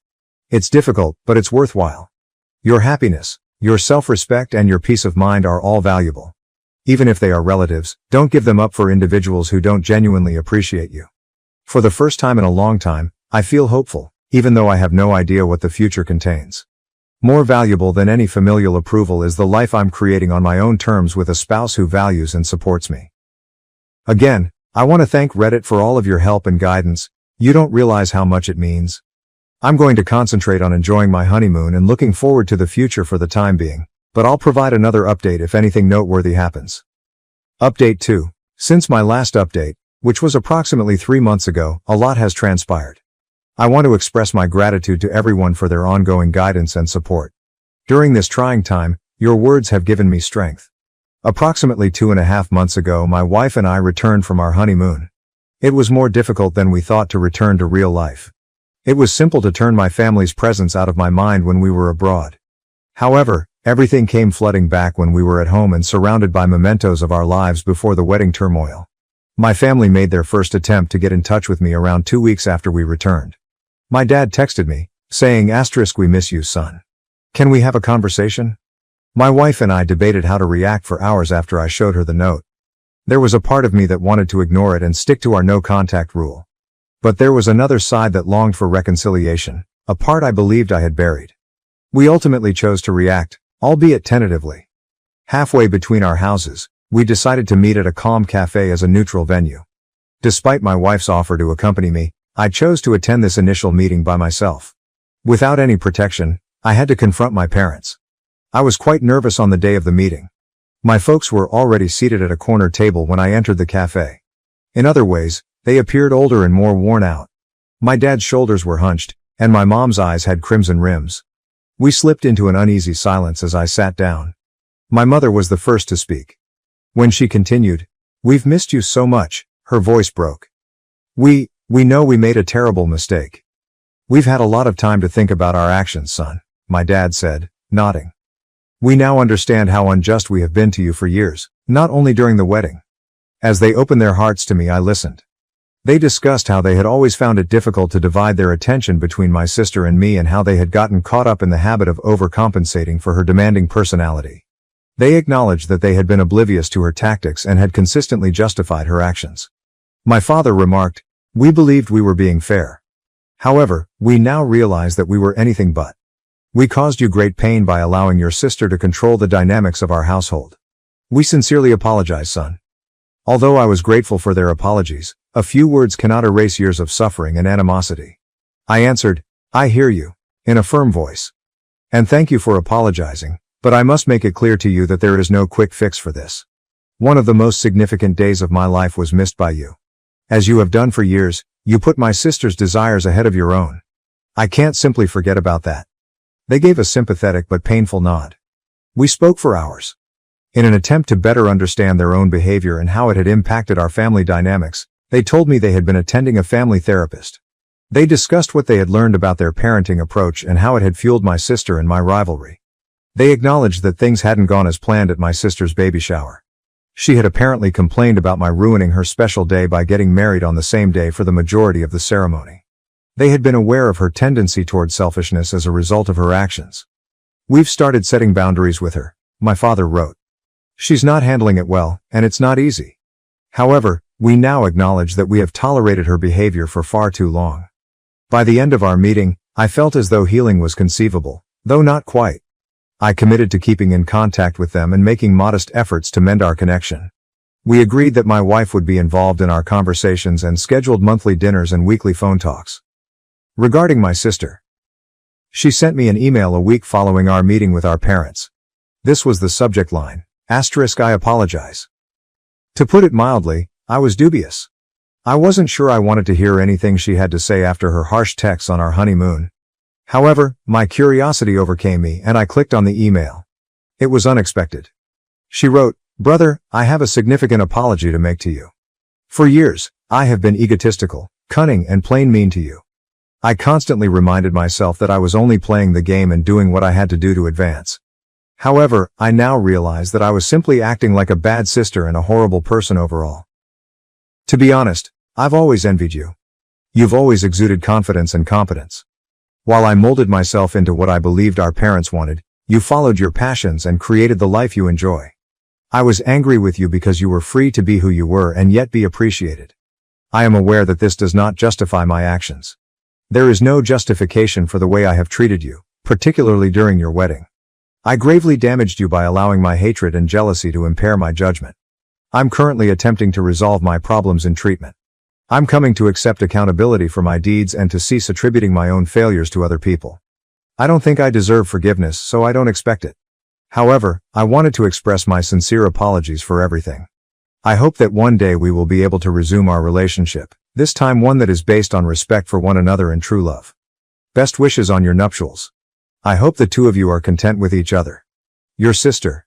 I tried to process my emotions by reading the email multiple times. I hadn't heard anything that sincere from my sister in a long time. My wife and I spoke about it for a long time after I showed her. I ultimately made the decision to reply, however succinctly. I told her that I valued her honesty and thanked her for apologizing. I clarified that although I'm not yet ready for a relationship, I'm happy she's seeking support and improving herself. Although I made it apparent that it would take time and be on my terms, I kept the door open for future communication. That's the current situation. I'm repairing my relationship with my parents in a cautious manner. My sister and I are currently in a holding pattern, however we may eventually get back together. Together, my wife and I are stronger than ever as we navigate these turbulent familial waters. I'm not gullible enough to believe that everything has been resolved. We have a long journey ahead of us, filled with challenging discussions and emotional obstacles. However, I feel optimistic about my family ties for the first time in a long time. I want to share this with those of you in similar circumstances. Advocating for oneself can result in positive change, but it can also be difficult.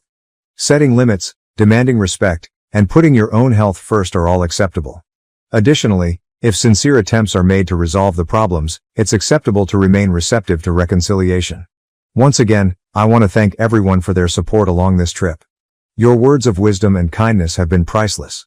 Because of this group, I feel more prepared to face the future, even if I have no idea what it will bring.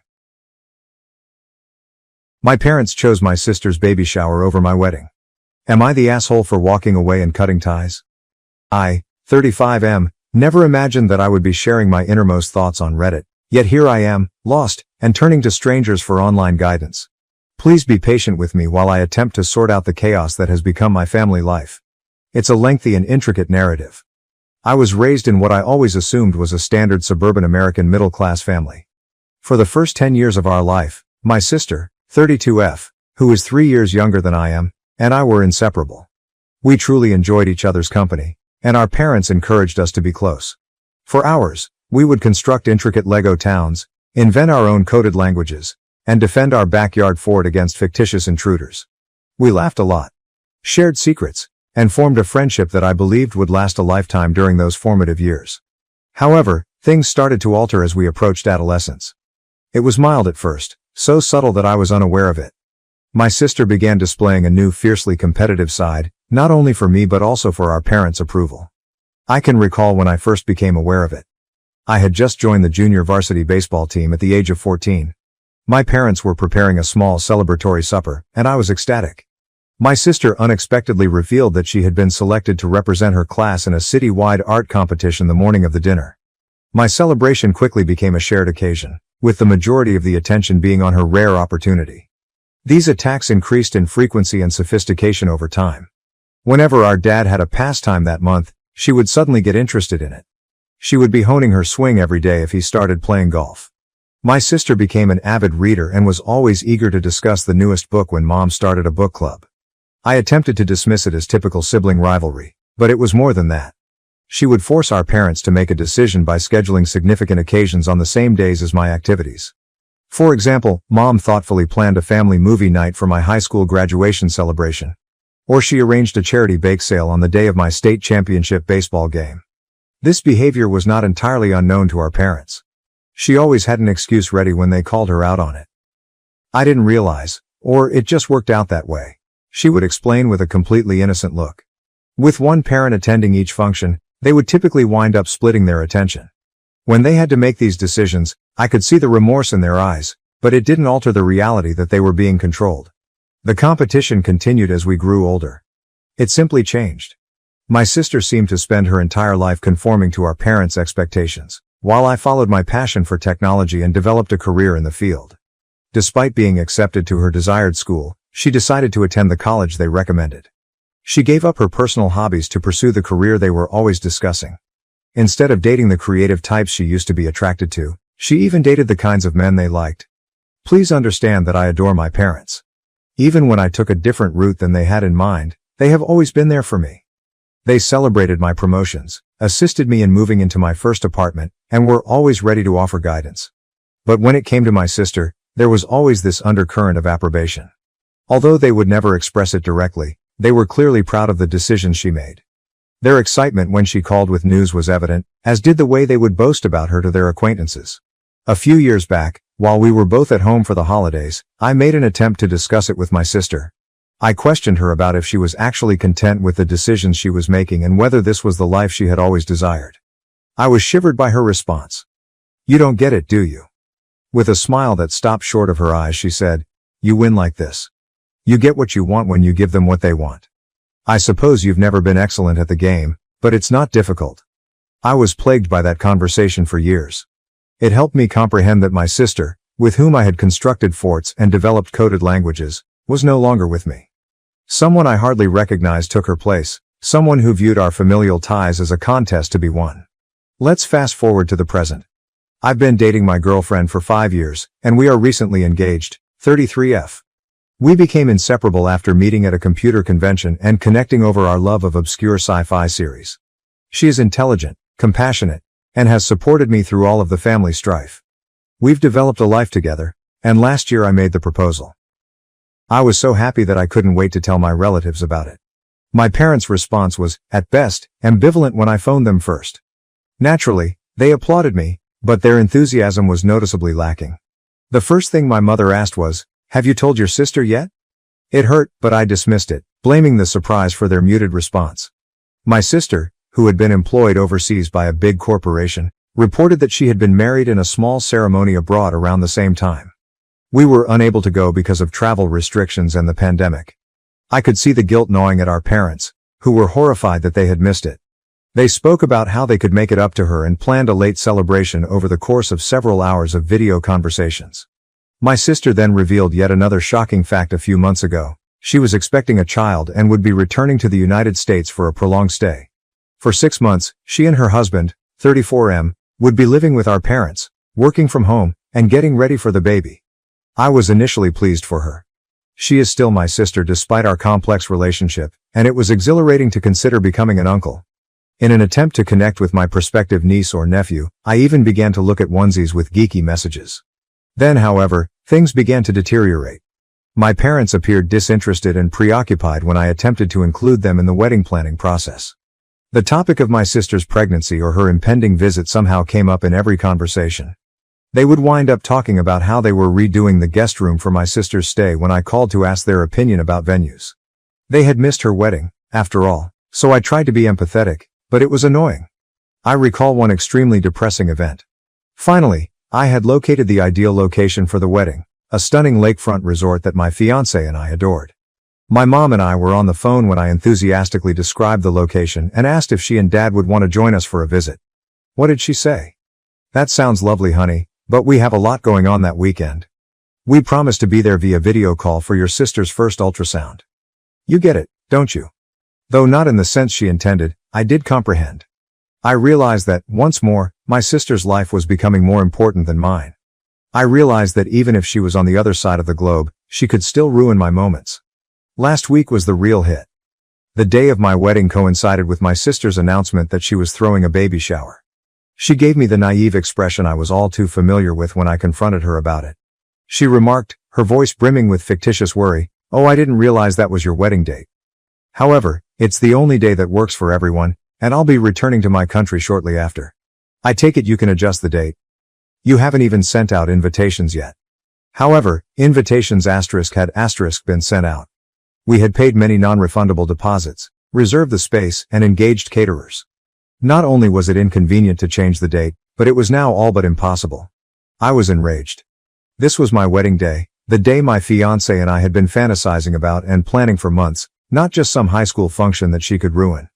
I summoned a family meeting right away to resolve this. From the beginning, the family meeting was a complete failure. The tension was evident when we assembled in our parents' living room. Sitting next to me, my fiancé placed a comforting hand on my knee. Our parents occupied the armchairs, appearing uneasy, while my sister and her spouse occupied the opposite couch. I began by outlining the significance of this day for my fiancé and me, how we had been preparing for months, and how upset we were that my sister had chosen the same day for her baby shower. I outlined every realistic reason why we couldn't alter the date, including the out-of-town guests who had already booked their trips, the deposits, and the invites. My sister's countenance changed as I was speaking. The phony innocence had vanished, and in its stead came a calculating expression that I was all too familiar with. She began her counter-argument as soon as I was done. Her voice trembled a little as she started. "I understand you're upset," a performance I had seen many times before. "However, you must comprehend my stance. Being abroad has caused me to miss a great deal of family time. Before the baby is born, this may be my only opportunity to rejoice with everyone. Furthermore, a baby is a far bigger event than a wedding, let's face it. Another wedding is always an option, but this is my first child." Her audacity surprised me into silence. I could feel my fiancé shaking with rage next to me as she squeezed my hand. My sister went on, addressing our parents. "You missed my wedding, Mom and Dad. Will you also be absent at my baby shower? Particularly since it might be your only opportunity to join me in celebrating before the baby is born." I turned to my parents in the vain hope that they would see her deceit. However, as soon as I saw their faces, I knew they would support her once more. My father was the first to speak, his tone tentative. "We understand the significance of your wedding, son, but your sister raises some valid arguments. We don't know when we'll all be together again because she's leaving soon. Are you unable to reschedule? Or perhaps we could arrive a little later for your wedding." What I was hearing was unbelievable. My own parents were requesting that I either reschedule my wedding or come to terms with the fact that they would be late for one of the most significant occasions in my life. It was impossible to describe the anger and hurt I was experiencing at the time. "We're not trying to choose sides, honey," my mother interjected in a pleading tone. "Both of you are equally loved by us. However, this also pertains to your niece or nephew. Do you not want us to be present when the baby is born?" The final straw was that anger, hurt, and fury that had been bottled up for years finally burst out. "Equally?" My voice trembled as I spoke. "You love us just as much? Isn't that a joke? You've never treated us fairly before. When did you ever prioritize my needs and feelings?" With trembling hands I got up. "That's it then. You continue to choose her despite everything that has happened over the years. All right, make your decision. But be aware that you won't be involved in my life after my wedding if you don't go. I'm finished. I'm done vying for your affection and attention. I've had enough of being the son you only consider while she's not there." There was silence in the room. A look of horror replaced my sister's smug smirk. As though they couldn't believe I was challenging them, my parents sat there with their mouths open. "I'm getting married in 2 months," I added, sounding more composed. "Until then, you must choose between supporting your son on the most significant day of his life and going to another event that your daughter has planned to control you.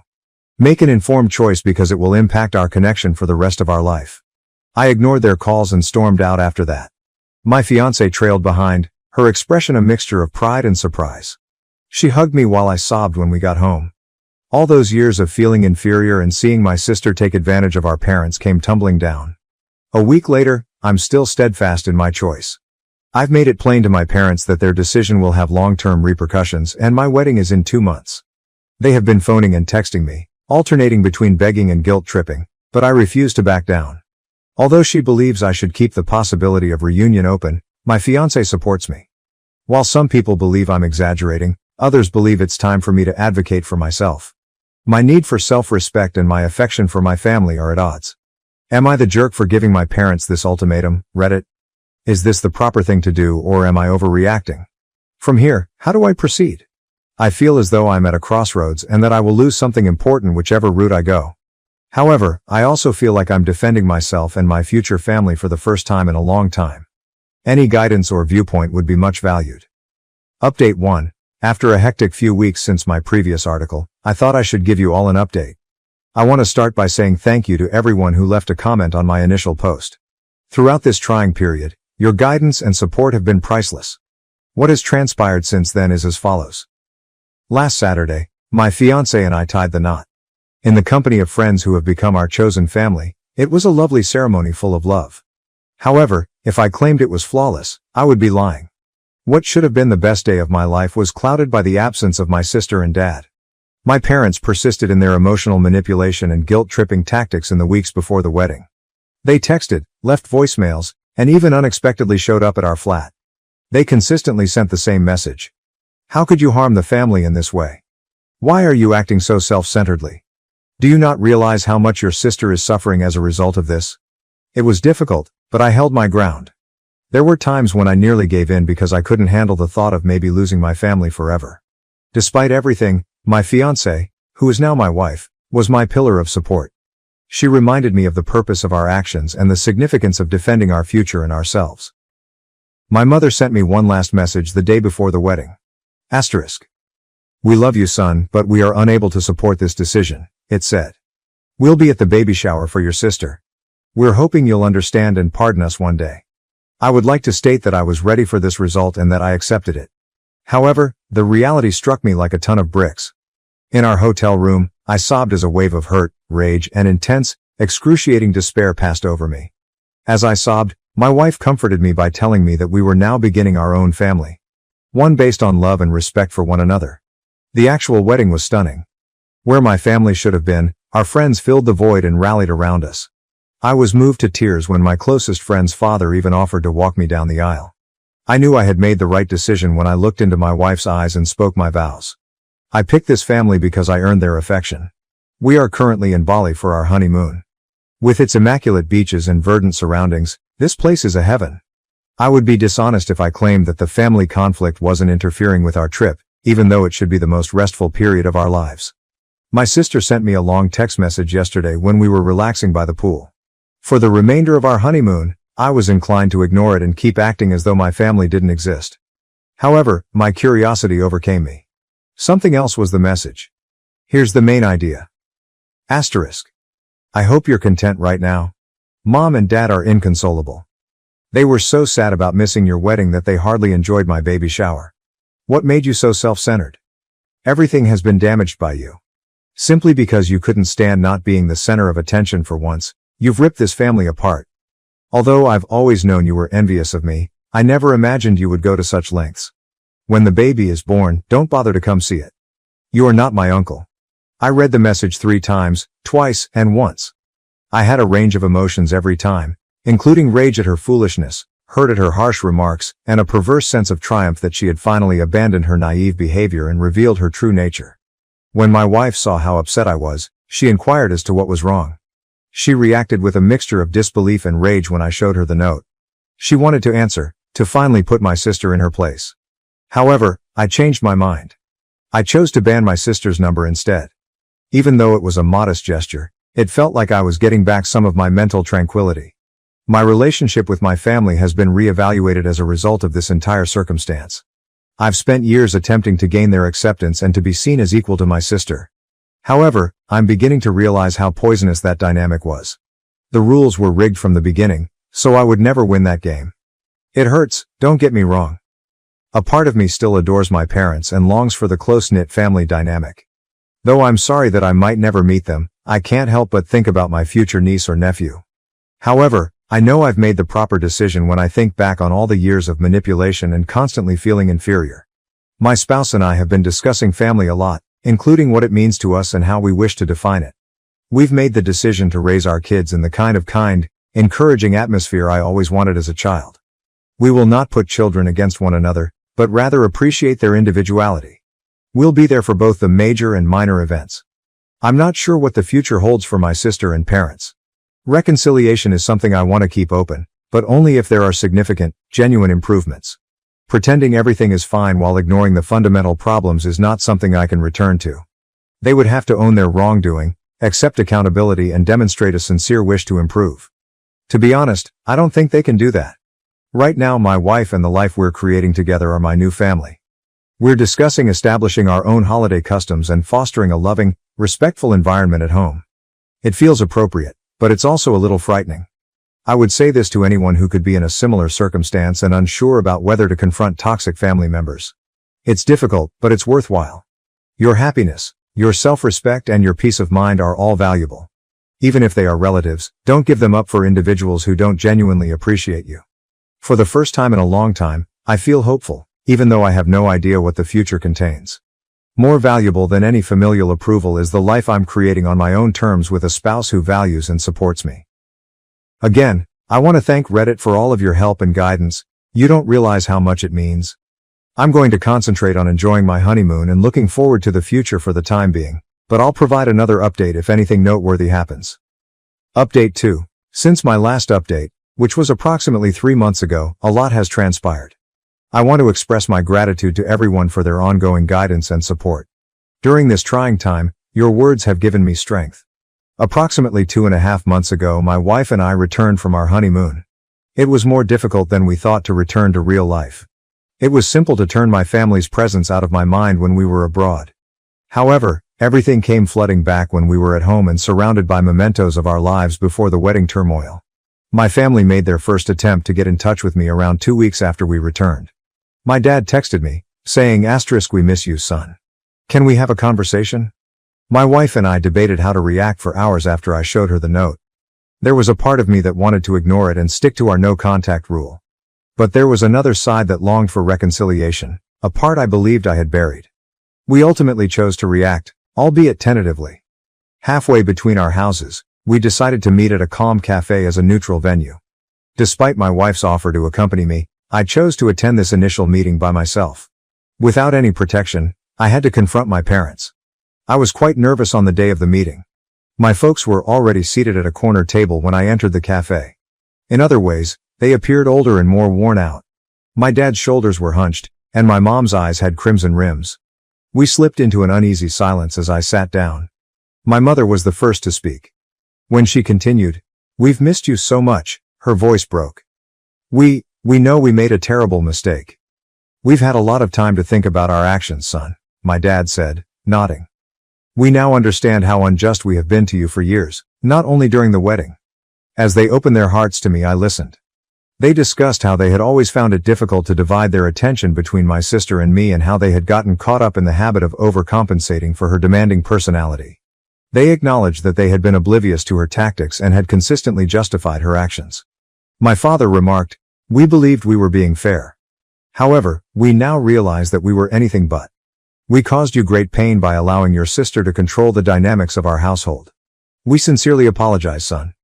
Although I was grateful for their apologies, a few words cannot erase years of suffering and animosity.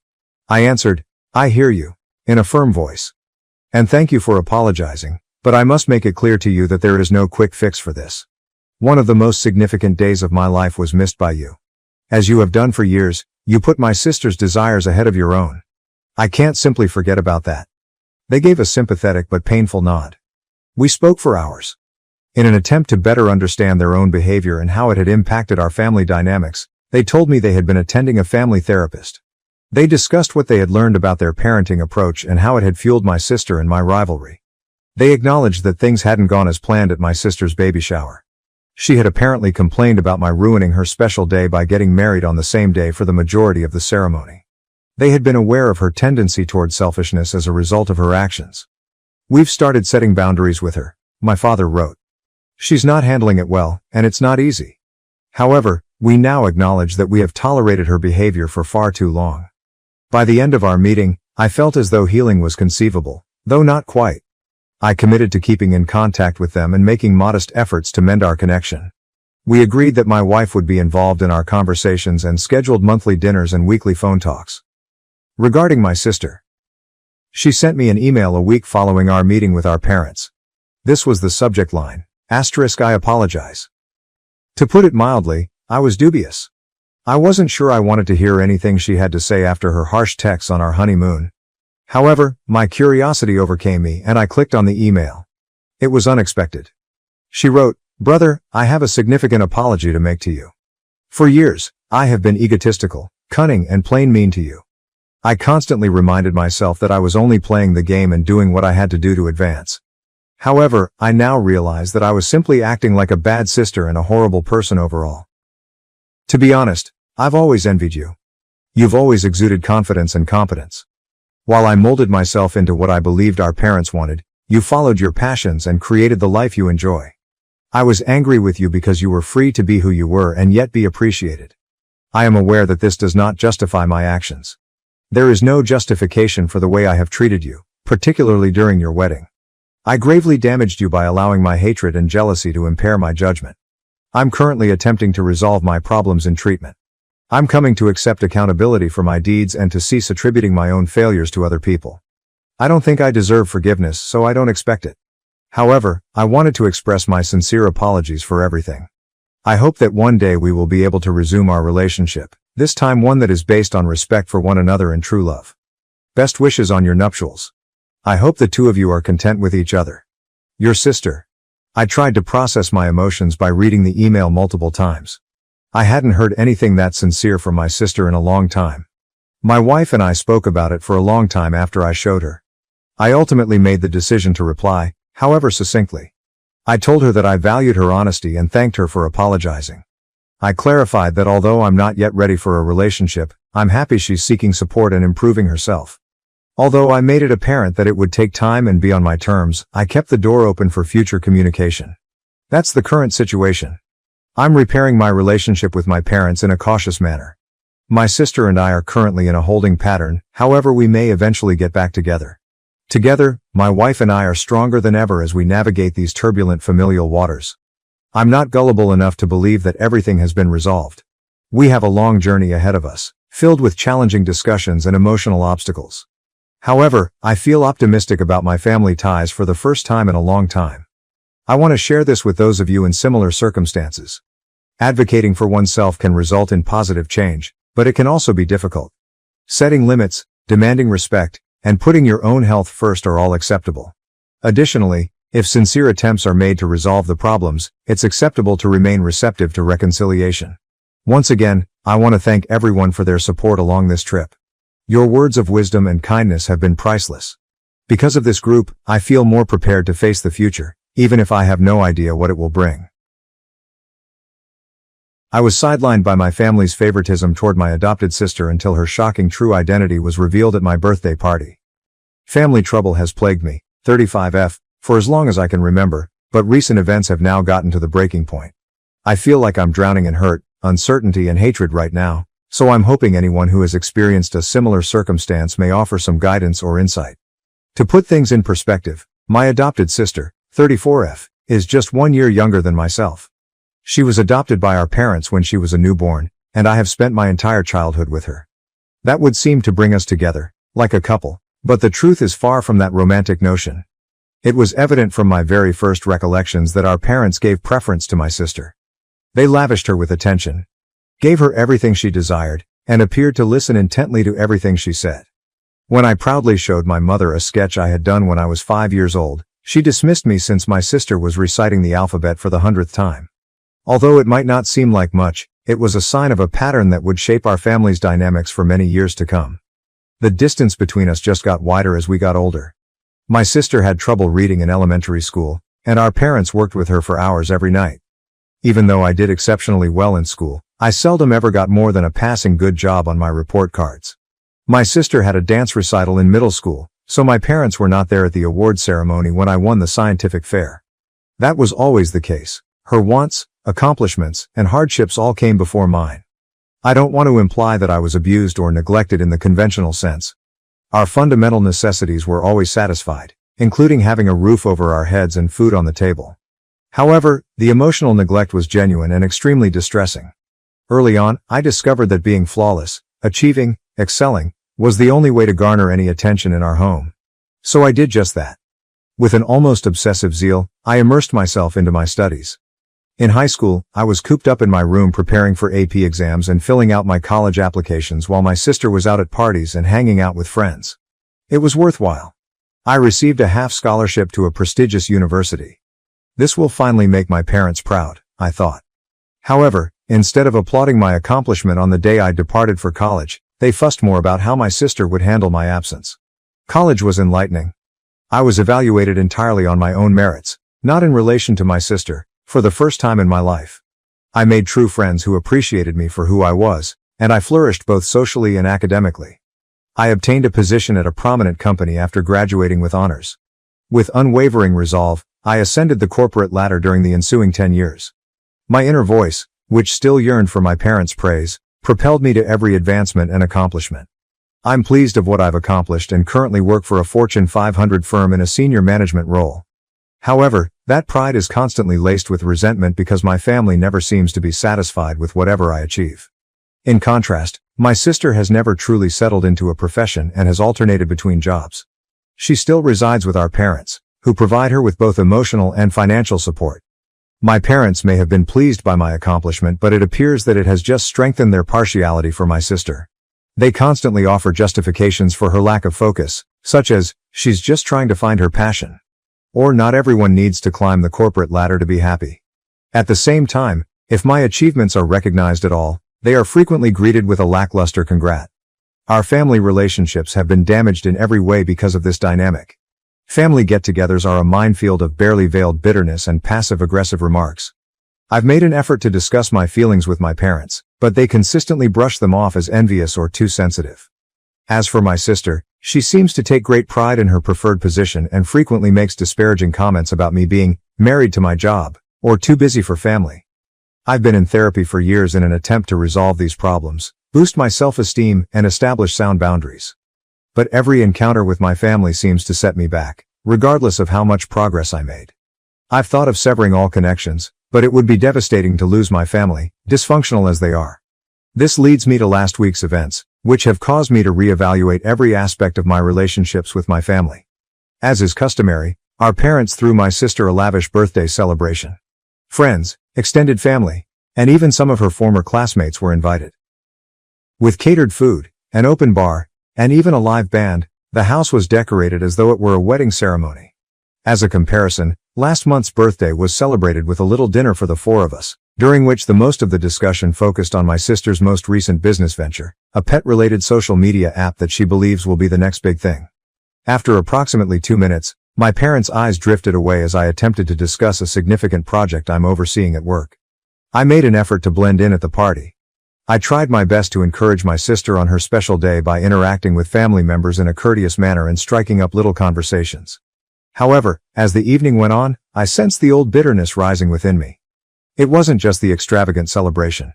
It was also the way our parents showered her with praise, how family members inquired about her life while hardly noticing mine, and how she absorbed all the attention as if it were her natural inheritance. In an attempt to calm the anxiety attack I could see coming on, I found myself withdrawing to a corner and drinking a glass of wine. When she saw how upset I was, a cousin came to see how I was doing. With sincere concern in her voice, she inquired, "Are you okay?" For the first time that evening, someone had taken the effort to inquire about my well-being. I started to reply, but my sister's voice broke through the throng before I could. She raised her voice and tapped her glass with a spoon, saying, "Attention everyone. I'd like to make a toast." As everyone's attention was drawn to my sister, the room became quiet. She was a little shaky on her feet, and her cheeks were flushed, which indicated that she had consumed a significant amount of alcohol. As she began her address, she was still able to put on a convincing smile. Initially, it appeared to be a standard birthday greeting. She toasted our parents for their love and support, thanked everyone for attending, and conveyed her appreciation for the celebration. Her tone then shifted and I got a shiver down my back. She said, "I'm especially grateful to Mom and Dad," with a tone of voice that I had never heard before. "I've always received greater treatment from them than their own daughter. Just take a peek at this celebration. When was the last time they threw my sister a party like this?" As everyone in the room turned to stare at me, I felt my face heat up. But my sister wasn't finished. "But I guess that's because I've always been the better daughter," she added, sounding a little slurred by the champagne. "Yes, my sister has a nice career and makes a lot of money, but who do Mom and Dad truly love in the end? Who makes their life happier? It's not the icy, work-driven automaton who hardly has time for family." I couldn't believe what I was hearing and was still. With the exception of a few painful coughs and my sister's voice, which seemed to get louder by the second, the room had become eerily quiet. She said, "You know, it's funny," with a tiny wobble. Everyone constantly praised my sister's intelligence and her potential for success, but look at us now. I'm here with family and friends who genuinely care about me, while she's by herself, married to her job. I turned to our parents in the hopes that they would intervene and put an end to this vicious act. However, they only sat there, appearing uneasy and doing nothing to stop it. I had never felt more alone in my life than I did at that precise time. My sister continued to babble, criticizing every element of my life, including my appearance, the fact that I didn't have a romantic partner, and even the suggestion that I succeeded in my work by sleeping my way to the top. I felt myself getting smaller with every word, years of repressed hurt and rage threatening to blow up. My aunt, our mother's sister, stepped up just as I was about to burst into tears and thought I could take no more. She had a determined and angry expression on her face. I was standing when she approached and gave me an envelope. Her voice broke the tension in the room as she stated, "Don't open this until I'm done talking." Her eyes were flaming as she turned to face the throng. The scene that followed resembled a scene from a soap opera. According to my aunt, my sister wasn't taken from a foster home. She was her biological daughter. It seems that my aunt wasn't prepared to become a mother when she became pregnant suddenly in her early 20s. She requested my parents to adopt the child instead of ending the pregnancy.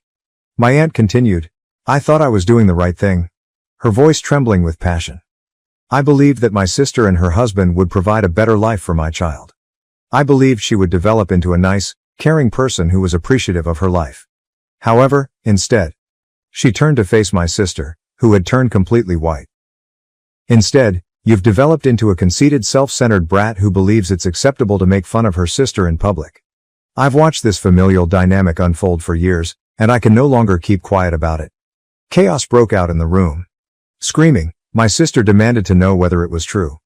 Our parents were shooting daggers at my aunt while attempting to soothe her. Family members were pointing and muttering. And me? I felt as though the earth had vanished from beneath me as I stood there, gripping the envelope.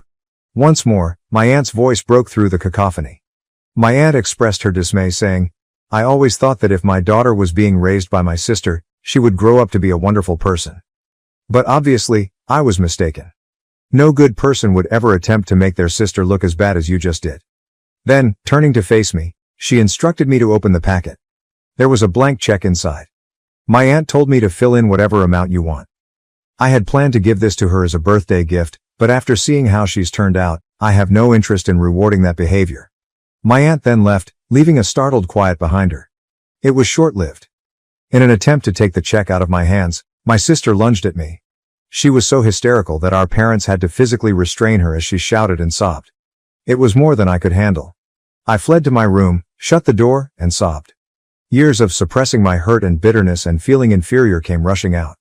I ignored the banging on my door and the muted arguments coming from downstairs while I sobbed for hours. A week has passed, and I'm still unsure about what to do. With the exception of needs, I have not left my room. Despite our parents' attempts to speak with me, I find it difficult to confront them. My sister has alternated between begging for forgiveness, and the check of course, and sending me angry messages. There's a part of me that wants to cash that check, go and never return. I've tried all my life to win the love and acceptance of people who don't seem to be able to give it to me. Perhaps I should give up trying. Perhaps it's time for me to prioritize myself. However, I also have a fear of losing my family. Despite their dysfunction, they are the only family I have ever known.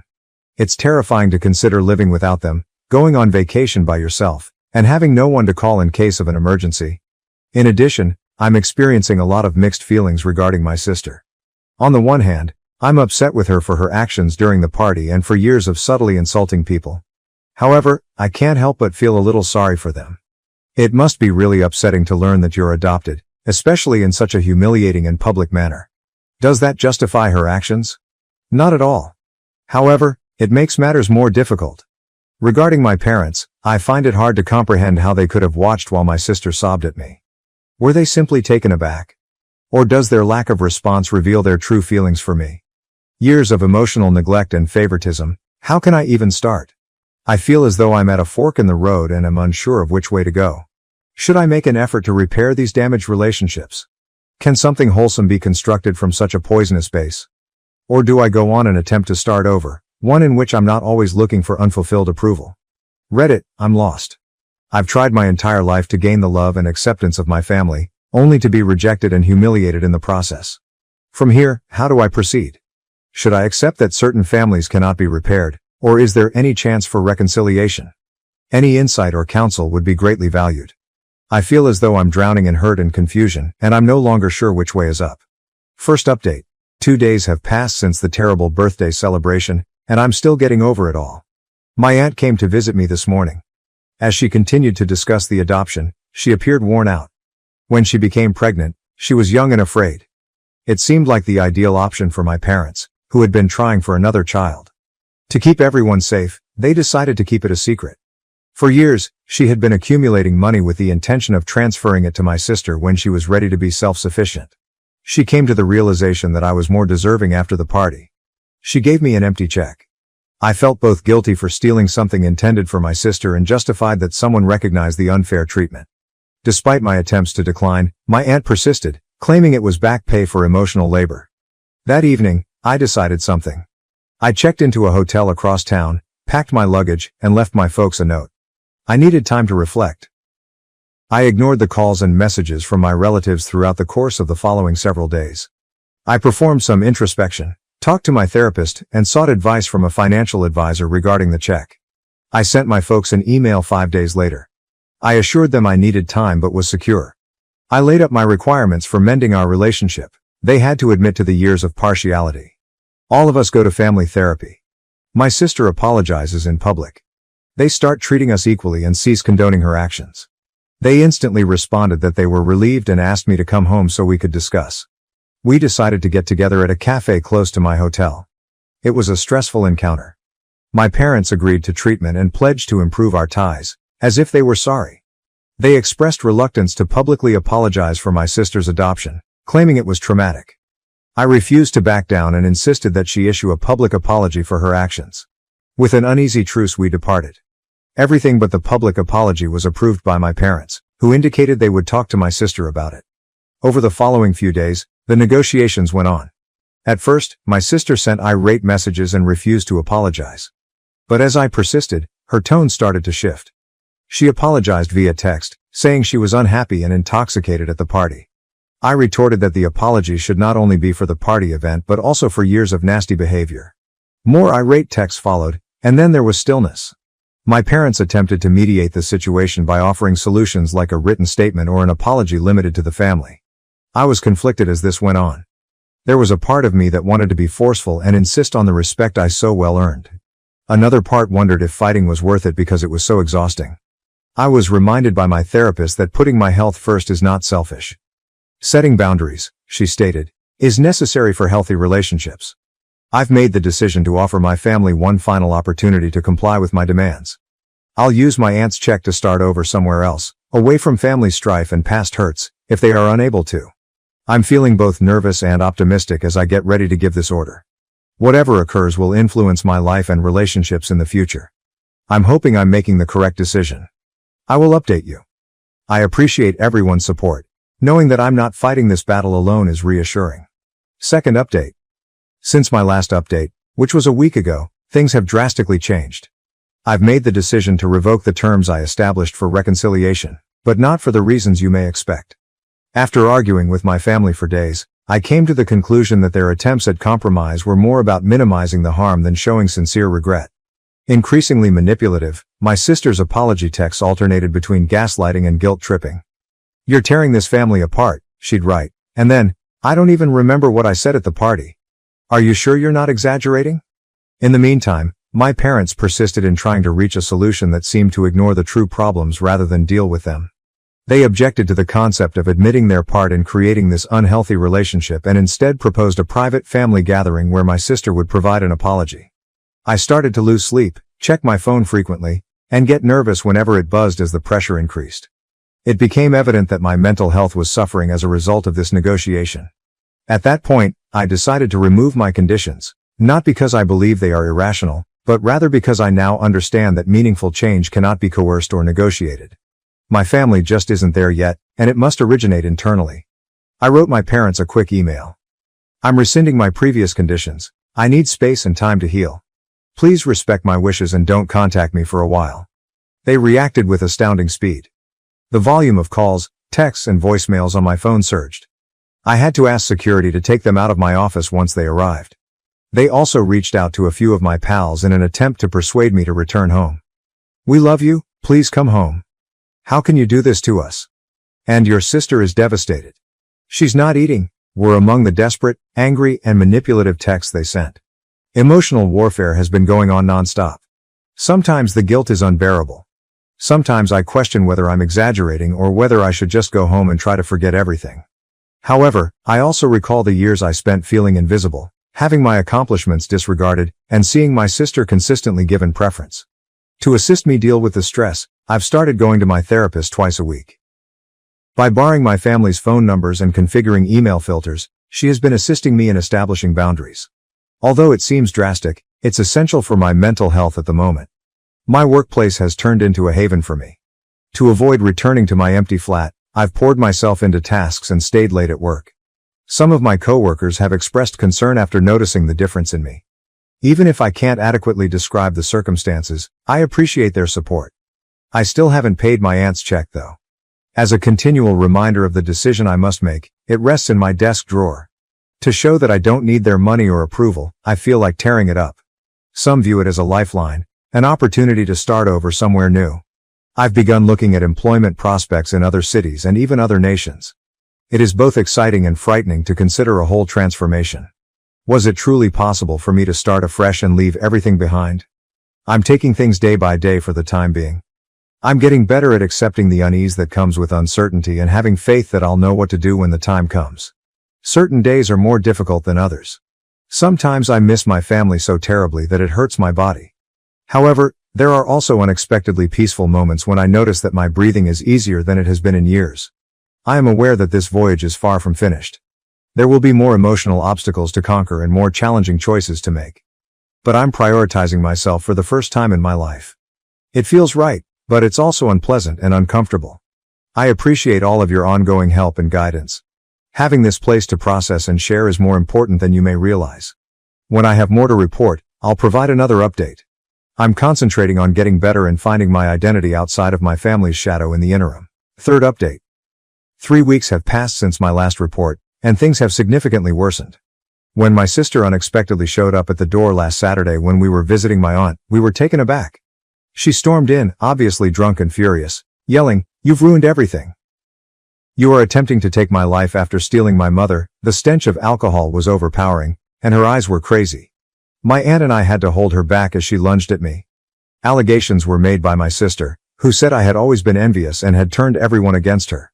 Even after everything that had transpired, the hatred in her voice was startling. I was shocked by my aunt's response. Her normally composed manner had vanished. "You need to leave now," she said forcefully, her face hardening as she dragged my sister out of the house. My sister resumed her tirade outside, attracting neighbors' attention. "My mother is not you," I heard her shout at my aunt. "I was exposed to you. You can no longer act as though you care." A few of the neighbors threatened to contact law enforcement. My sister eventually pulled away in her automobile. My aunt was clearly shaken within. She revealed that she struggled with guilt over the adoption during our hours-long conversation. She had believed that telling the truth would fix things, but she now understood that the harm was much more extensive. "I believed I was acting appropriately," she muttered. "However, I might have just made things messy for everyone. Wide-ranging effects have resulted from the occurrence." Later, my parents called in a rage, accusing me of trying to ruin our family and inciting my aunt against my sister. I tried to explain things to them, but they refused. Members of the extended family have taken sides, causing the family to become severely divided. What started out as a private issue has turned into a full-fledged family conflict. The intensity of it all overwhelms me. I feel guilty even though I know it's not my fault, but I also want to withdraw and start over somewhere else. Because of my sister's condition, my aunt is worried about my safety and has proposed that I remain with her for a bit. I'm thinking about it, but I'm afraid it could make things worse. I'm making an effort to remain somewhat normal throughout this whole ordeal. I try to look after myself, go to work and see my therapist. However, this familial conflict is a continual burden. I wonder if this will have any repercussions. Is it possible for a family to overcome such ingrained animosity and rage? Is it better to give up or is it worth trying? I'm trying to avoid getting pulled back into the pandemonium and am concentrating on my own recovery for the time being. Even though it's difficult, I'm committed to finding a solution, whether or not my family is on board. I appreciate your unwavering support, everyone. You don't realize how much it matters. When I can, I'll provide another update, ideally with more positive news. Update 4. A month has passed since my last update, and I've made some decisions that will change my life. I came to the realization that I needed to take immediate action to safeguard my mental health and create a future for myself following the tumultuous incident with my sister at my aunt's place. I've poured myself fully into my profession, asking my supervisor if I may move to another location to work for our company or take on more responsibility. I was surprised by how supportive she was. I'm currently in the running for a senior management job that would take me across the nation. It's thrilling as well as frightening. Along with the opportunity to oversee a large project, the new position offers a substantial wage increase. To get ready for this change, I've been working 12-hour days, going to every training session I can, and networking frantically. My increased zeal has sparked curiosity among my coworkers, but I've been able to sidestep most inquiries. A few close coworkers are well aware of my predicament and have been tremendously helpful. Regarding the money part, I ultimately decided on my aunt's check. I made the decision to cash it after giving it a lot of thought and spoke with a financial advisor. I was able to reframe it as an investment in my future, one free from toxic family dynamics, with the assistance of my therapist. I've secured an apartment in my prospective city using a portion of the funds. With a view of the city skyline, it's a compact, contemporary space.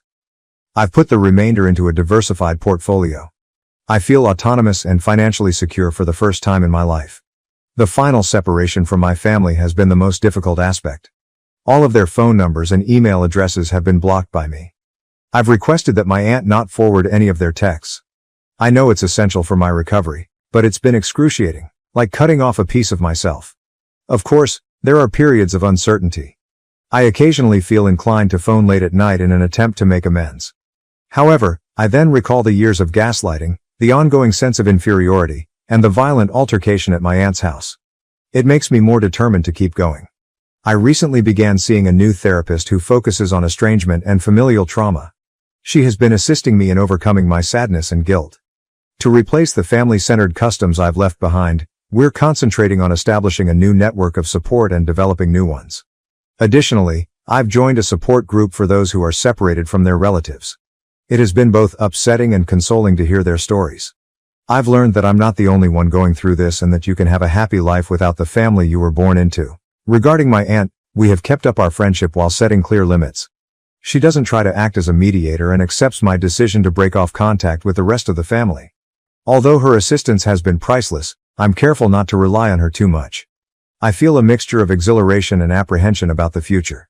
Though intimidating, the idea of starting over in a new place with a demanding new job and no family safety net is also freeing. I feel for the first time that I am living my life according to my own terms, free from societal norms and familial expectations. I've begun pursuing new interests and pastimes that I never had time for while I was preoccupied with family matters. I've joined a local hiking group, I'm learning how to cook, and I'm even thinking about painting. I've not felt this at peace in years as I pack up my flat and get ready for this new phase. Yes, I am saddened by what I have lost, but I am also hopeful about the future. I'm no longer the neglected kid or the family's scapegoat. I am only me, paving my own way. I want to thank everyone for their support along this journey. You have no idea how much your words of support have meant. My last update will be this one. I should put this chapter behind me and concentrate on writing the next one. Good luck to me. Sister pushes pregnant me down the stairs as a prank. Parents threaten to disinherit me for pressing charges. I ended up in the hospital after my sister shoved me down the stairs during her party, claiming it was a harmless joke. My parents are now threatening to take away my inheritance if I file a complaint. I am 4 months pregnant at the moment, 28F. For the past 2 years, Newton, my spouse and I have been attempting to conceive. To be honest, there were times when we thought we might not make it. The wait seemed to go on forever. Then, somewhat unexpectedly, we learned what I was expecting. Given all of the challenges we've faced thus far, this pregnancy holds immense significance for us. The fact that we will soon be welcoming our first child into the world makes us incredibly happy. Newton and I decided to be extra careful this time because I've had miscarriages in the past. We made the decision to conceal the pregnancy until we were positive that everything was going according to plan in order to protect our emotional health. If for whatever reason, we also lost this pregnancy, we wanted to shield ourselves from the extra pain of having to grieve in public. My younger sister Elle, and my parents were unaware of my pregnancy until last week. At times, it seemed weird to keep them in the dark, but I also needed the time to think things through. From significant life events to minor triumphs, my family has always been the kind to celebrate everything. To be honest, I adore that quality about them. We've created a ton of wonderful memories together throughout the years, and it adds a special touch to every occasion. But when it comes to going to family gatherings, I've been a little aloof for the last 4 months. Given how emotionally taxing the pregnancy was, I simply needed more time for me. However, my younger sister Elle was ecstatic when she received a promotion at work last week. Last year, Elle's ideal wedding was meant to take place, but at the last minute, everything went wrong. Her ex cheated on her with one of his co-workers at his bachelor party the night before the wedding. The groom didn't even have the grace to show up and speak to Elle on the day of the wedding. Rather, one of his buddies arrived to break the heartbreaking news that he had made the decision to completely cancel his participation in the wedding. The entire scenario was really embarrassing, and our entire family was startled. It was meant to be one of the most joyful days of her life, and we had spent a lot of time getting ready for it. Elle was heartbroken. All of her hopes and excitement for her future with this man had been dashed in such a public and harsh manner. Elle immersed herself into her career after that. She used it as a coping mechanism to keep herself occupied and diverted from the pain. Although she has always been driven and ambitious, her commitment to her work increased significantly following the wedding disaster. Therefore, her recent promotion marked a significant turning point in her career and personal life. She virtually pleaded with me to come since she wanted to celebrate the occasion with a party. I could tell she truly missed having me around when she said she hadn't seen me in a long time. Additionally, I was being urged to attend by my parents, who kept urging me to do so and expressing how much it would mean to her. Given that I hadn't attended the last few family get-togethers, I really didn't want to let her down. I therefore at last consented. However, I didn't want to detract from Elle's accomplishment on her special night by being obviously pregnant and taking away the emphasis. The last thing I wanted was that. I didn't want to detract from her moment. I wanted her to experience it. But it was becoming more and more difficult to conceal as the baby bump grew. For one night though, I believed I could handle it. In order to hide my tummy, I wore a long flowing dress. I even went so far as to apply shapewear to reduce the bump as much as possible. I was determined to keep Elle and her promotion front and center. Everything appeared to be proceeding as planned when I arrived at Elle's party. I felt a little more at ease knowing that my attempts to conceal my pregnancy were successful because no one had any suspicions. When my mother saw that my arms and cheeks appeared somewhat plumper than normal, she did say anything. However, I had already considered how to respond to such circumstances, so I swiftly responded with a joke that I had simply been eating a lot lately. To be honest, I was relieved that they were less likely to detect the truth about my pregnancy and more likely to believe that I was simply putting on weight. For now, that seemed like the safer course of action. As the evening wore on, I became more and more aware of how uncomfortable I was. The celebration seemed to go on forever, and I'm not used to staying up late anymore. Newton, my husband, arrived at the party right from work and was enjoying himself. I was grateful that he continued to periodically check in with me to make sure I was doing okay. Elle and the rest of my family were having a great time in the meantime. They were having a great time dancing in the backyard and doing shots. Seeing Elle so joyful and carefree, especially after everything she's been through, made me glad. However, I began to feel nauseous, most likely due to the heat of the evening and all the greasy food. I slipped inside and found a peaceful seat on the couch after deciding I needed to escape the boisterous dancing and loud music. At that moment, my only true desire was to get home, raise my feet, possibly massage my legs, get into bed and read on my Kindle for a little while. I briefly closed my eyes in an attempt to relax and collect myself. My Aunt Mia sat down beside me at that moment, waking me up. I had fallen asleep without even realizing it. Without providing a reason, I shook my head when she offered me a glass of wine. She went on to say that I looked pregnant and that my face was nearly glowing the entire evening. I froze, unsure of how to respond. Aunt Mia is no fool, so I tried to shrug it off, avoiding eye contact and feeling uncomfortable. She asked me directly, "Are you really pregnant?" as her eyes widened in shock. Despite my inner panic, I made an effort to remain calm. In an attempt to divert her attention, I shook my head, but Aunt Mia put her hands on my stomach and her eyes brightened with total conviction. "Oh my God, darling, you are pregnant," she cried.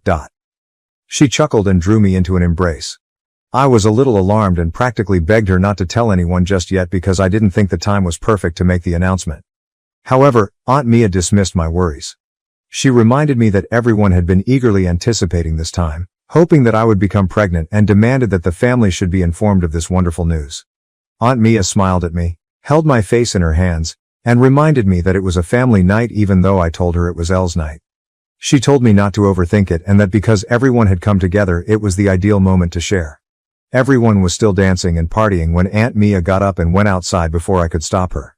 As I saw her, my heart fell. Aunt Mia captured everyone's interest with all the zeal in the world. Without wasting a beat, she pointed at me and told everyone that I was pregnant after telling them she had some important news to deliver. There was a moment of stillness while everyone processed Aunt Mia's words. Then everyone in the party burst out. My relatives hurried over to me, around me with congratulations, shouts and hugs. They were ecstatic, giving me a tight hug while crying and expressing their excitement for Newton and me. They were naturally thrilled to hear the news because they were all aware of my past miscarriages. My parents were so emotional that they were crying. In celebration of this new chapter in our lives, many congratulated Newton and gave him hugs as well. I definitely didn't want to reveal my pregnancy in this way. I had imagined a more private, intimate event, something modest and unique, something I could share with my family when I was ready. At a gathering that was supposed to be all about Elle, I had instead been dragged into the spotlight. I saw her standing off to the side at that point, smiling as best she could but obviously feeling uncomfortable. She avoided making eye contact with me and wasn't participating in the festivities. I was overcome with remorse because I had worked so hard to stay out of situations like these. I approached her and apologized for Aunt Mia's disclosure of my pregnancy. Elle inhaled deeply and inquired as to why I hadn't before disclosed my pregnancy. I clarified that I had intended to make the announcement a few weeks later, when I was more at ease and prepared to do so. She pursed her lips, shook her head and murmured, "Whatever. I suppose your request was granted." I was surprised by her response, and her comments hurt. I attempted to reason with her, but Elle didn't seem interested in having a conversation. She moved away after taking a sip of her wine and stopped focusing on me. Overwhelming advice from friends and family on being a first-time parent consumed the remainder of the evening. Everyone appeared excited to share their experiences and advice. Elle, meantime, continued to glare at me from the other side of the room as though I was somehow to blame for everything. I felt much more guilty and uneasy after her response. I had an overwhelming want to go to the bathroom at one point. I stood up and went to the guest bathroom, but it was completely packed. I went upstairs to use the restroom in the main bedroom because I felt like my bladder was going to explode. I went to the bathroom to relieve myself, and when I came out, Elle was waiting for me outside. She appeared inebriated. Sensing the awkwardness between us, I tried to apologize again with an awkward smile. Elle didn't appear to get any softer. Rather, she simply rolled her eyes and inquired, "Are you truly expecting?" There was a hint of suspicion in her voice, and her tone was almost contemptuous. "Of course I am," I said, looking at her while reflexively touching my tummy. Why would I tell a falsehood? Went on to add that everything was extremely strange, particularly since I hadn't even told our mother, with whom I often spoke daily, that I was pregnant. I was becoming annoyed by her incessant interrogation. I attempted to reiterate my justifications in the hopes that she would realize that I had made the decision to keep it a secret. I was shocked by Elle's insensitivity when she said, in a callous tone that pierced my heart, "Maybe this pregnancy will also end in miscarriage, just like your previous ones."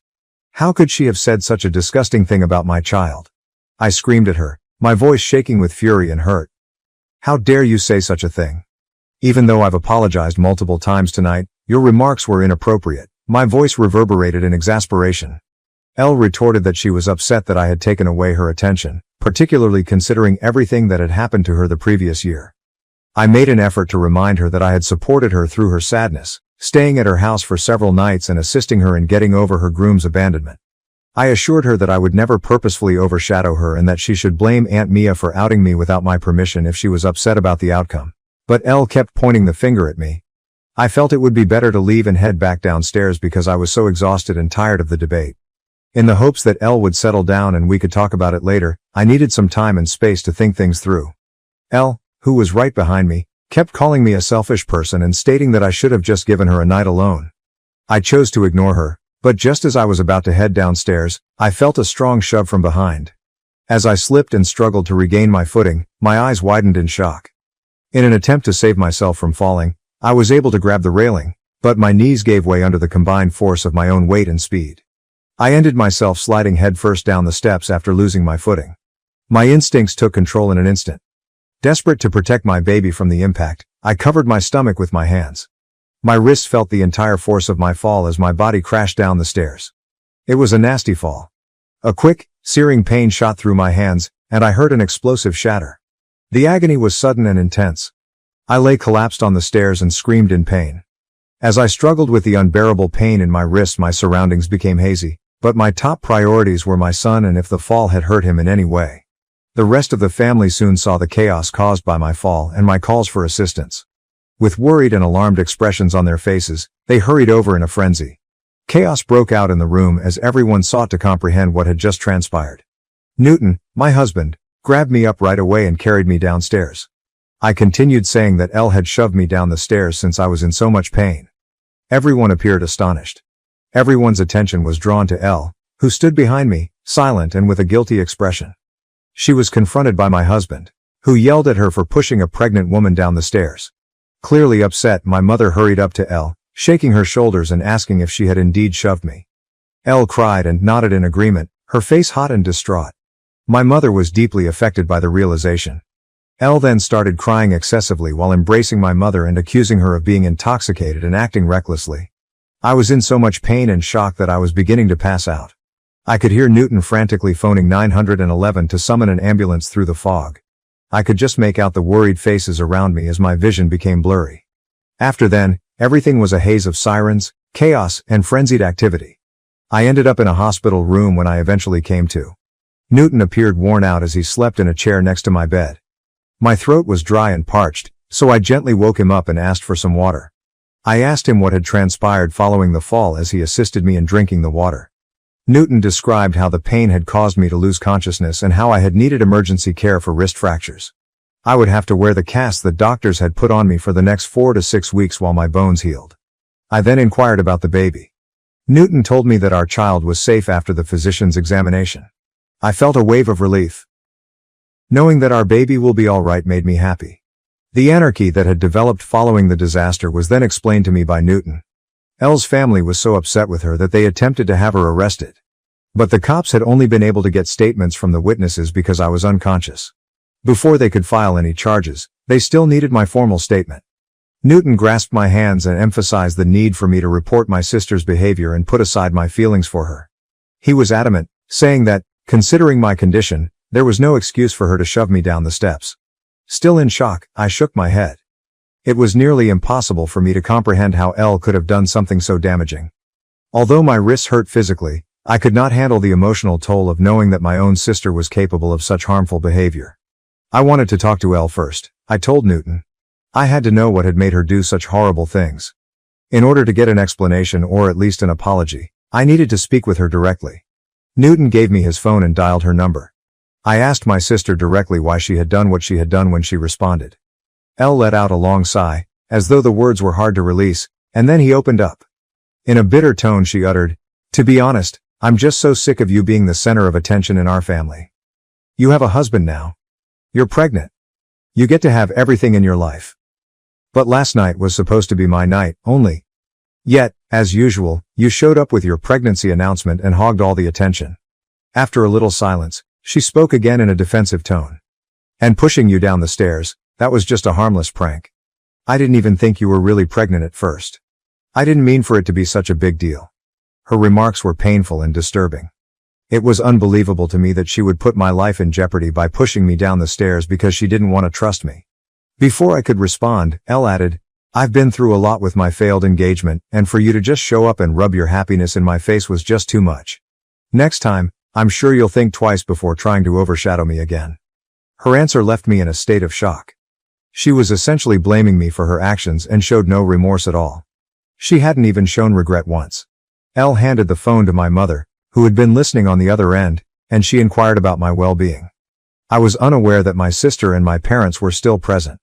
I informed her that I had suffered a fracture to my wrist but that both I and my infant were doing well. After the party, my mom told me that she, Dad and Elle had spent the entire night at Elle's house because they were all concerned about me. I sneered and said that instead of staying with my sister, they might have waited for me at the hospital if they were that concerned. My mom went on to say that she and Dad had been speaking with Elle and that they both thought she hadn't been feeling well since last night. Despite what other people were telling me, she insisted that I not report my sister to the police because it was only a foolish drunken error. I was taken aback by my mother's request. In an attempt to understand the situation, I questioned, "Why are you defending Elle when she hasn't even apologized to me?" With a heavy sigh, my mother said that Elle was currently dealing with a lot of difficulties. She said that Elle had been crying uncontrollably and that I had made her feel ashamed in front of everyone. I reminded my mother that they should first address the fact that Elle had shoved me down the stairs, which was the true problem. My mother began stressing that family is family, and that disputes like these occasionally occurred amongst sisters. Although it was true that Elle had never done anything like this before, she pointed out that this did not justify her current actions. My mother said that it wasn't worth filing a lawsuit for a broken wrist and pledged to work with Dad to ensure that this doesn't happen again. My annoyance peaked. I adamantly said that I had been unsure of what to do before I phoned her. But I had already made up my mind after speaking with Elle. A lesson had to be given to her. My mother, who was becoming more and more agitated, pleaded with me to think again before bringing charges against Elle, warning that doing so may ruin his career. I informed her that right now, I couldn't give a damn about it. My mother made a last-ditch effort to persuade me to bring charges against Elle by threatening to disinherit me if I did. She contended that it would impact Elle for the rest of her life and create a lasting record. I was stunned by her threat, but I refused to back down. I proceeded to pursue a complaint against my sister after the phone call. She hadn't expressed regret for what she had done, but I was torn about perhaps ruining her life. Update 1. I wanted to let you know that my sister was eventually taken into custody. Despite the constant calls from my parents, my spouse and I have turned off our phones. Newton is furious that my parents appear to be giving preference to my sister over me. Newton's family and other family members have contacted him in the interim to show their concern and support. Everyone agrees that it was the correct thing to charge my sister. I'm much more concerned about my baby's safety now that I've read some of your remarks. I'm worried that Elle could endanger my unborn child in the future if she were able to shove me down the stairs. In order to prevent her from ever coming near me or my family again, I want to obtain a restraining order against her. Update 2. Hi there, other Redditors. My sister, who was previously accused of assault, was just sentenced since I provided an update last month. My parents paid for her attorney, who was quite good and made a compelling argument. She was placed on probation because it was her first infraction. The judge mandated that Elle pay for my medical expenses, participate in 6 months of required psychotherapy, and meet with a probation officer on a regular basis. After the criticism they've been getting from the rest of the family, my parents are still very angry with me but are too scared to address me. My parents urged me to protect Elle by not pursuing charges against her, and I have freely acknowledged this to everyone. My parents have received reprimands from relatives on both mine and my husband's sides. No one believes that Elle's mental health issues are a good enough reason for what she did to me, despite my parents' continued insistence on it. In order for Elle to recover, I sincerely hope that my parents will take her to visit a doctor. I've requested a restraining order after the sentencing to make sure she can't ever again come near my family or me. I honestly don't know how to respond to people who question if my sister was always kind to me when we were growing up or if perhaps I missed certain clues. Yes, we occasionally battled and had our typical arguments, but I never thought she would have such a strong grudge against me. I've always loved her dearly as her older sibling, and I never imagined that she could push me down the stairs out of retaliation. Believe me, I'm just as astonished as everyone else. I suppose it's accurate to say that those closest to us are frequently the ones that betray us. Update 3. I haven't posted anything here in 5 months. Neither Newton nor I have seen Elle or communicated with my parents. I gave birth to my baby 5 days ago. After being released from the hospital, Newton and I are now giving our newborn baby the finest care possible. I heard a tap on the door last night, right before we sat down to eat. I was surprised to see my mother standing on my porch when I opened it. I was totally surprised because I had not anticipated seeing her. I said, "What are you doing here?" With caution. My husband was just as perplexed as I was to find her there, so he moved up next to me and stood guard in front of me. My mother burst into tears at once, telling me that she had just had to come over to meet the baby after hearing from some of the relatives that I had given birth to. Considering everything that had lately transpired between us, her excitement didn't seem appropriate. She continued by expressing how happy she and her father were to be grandparents at last. In order for us to rejoice as a family, she said that Dad would be coming soon with some wine and baby presents. Newton and I exchanged a look of incredulity. Did my mother truly act as though nothing had happened in the past few months? As quietly as possible, I told her that we hadn't communicated in the previous 5 months because she had chosen to side with Elle rather than me. She was standing on my porch, however, pretending that we were all on good terms simply because I had given birth, as if we were going to have a happy family reunion. Newton informed my mother that the instant she decided not to be a decent parent to me first, she had given up her right to be a grandma. He reminded her that Elle had treated me cruelly and that he would have beaten her up immediately if she hadn't been my sister, but she had shielded that monster from me because she was a mother. I could tell his remarks struck a chord because they were forceful. My mother's expression changed to one of rage. She attempted to counter by claiming that those were matters of the past and that she had done what she had to do. She maintained that we couldn't simply remove her and her spouse from our child's lives. She emphasized how unjust it was that we prevented her from seeing her grandchild. Newton, however, would have none of it. He told her that we chose who could be engaged in his life because this was our boy.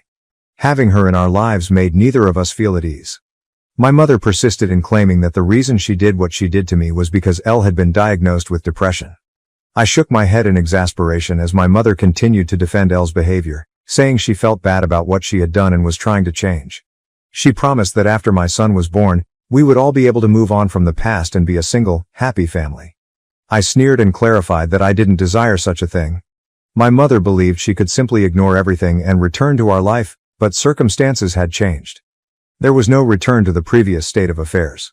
I asked my mom to go because I couldn't take any more of it. After everything that had been said thus far, I didn't want to ruin my mood any further. Just then, my father pulled into our driveway.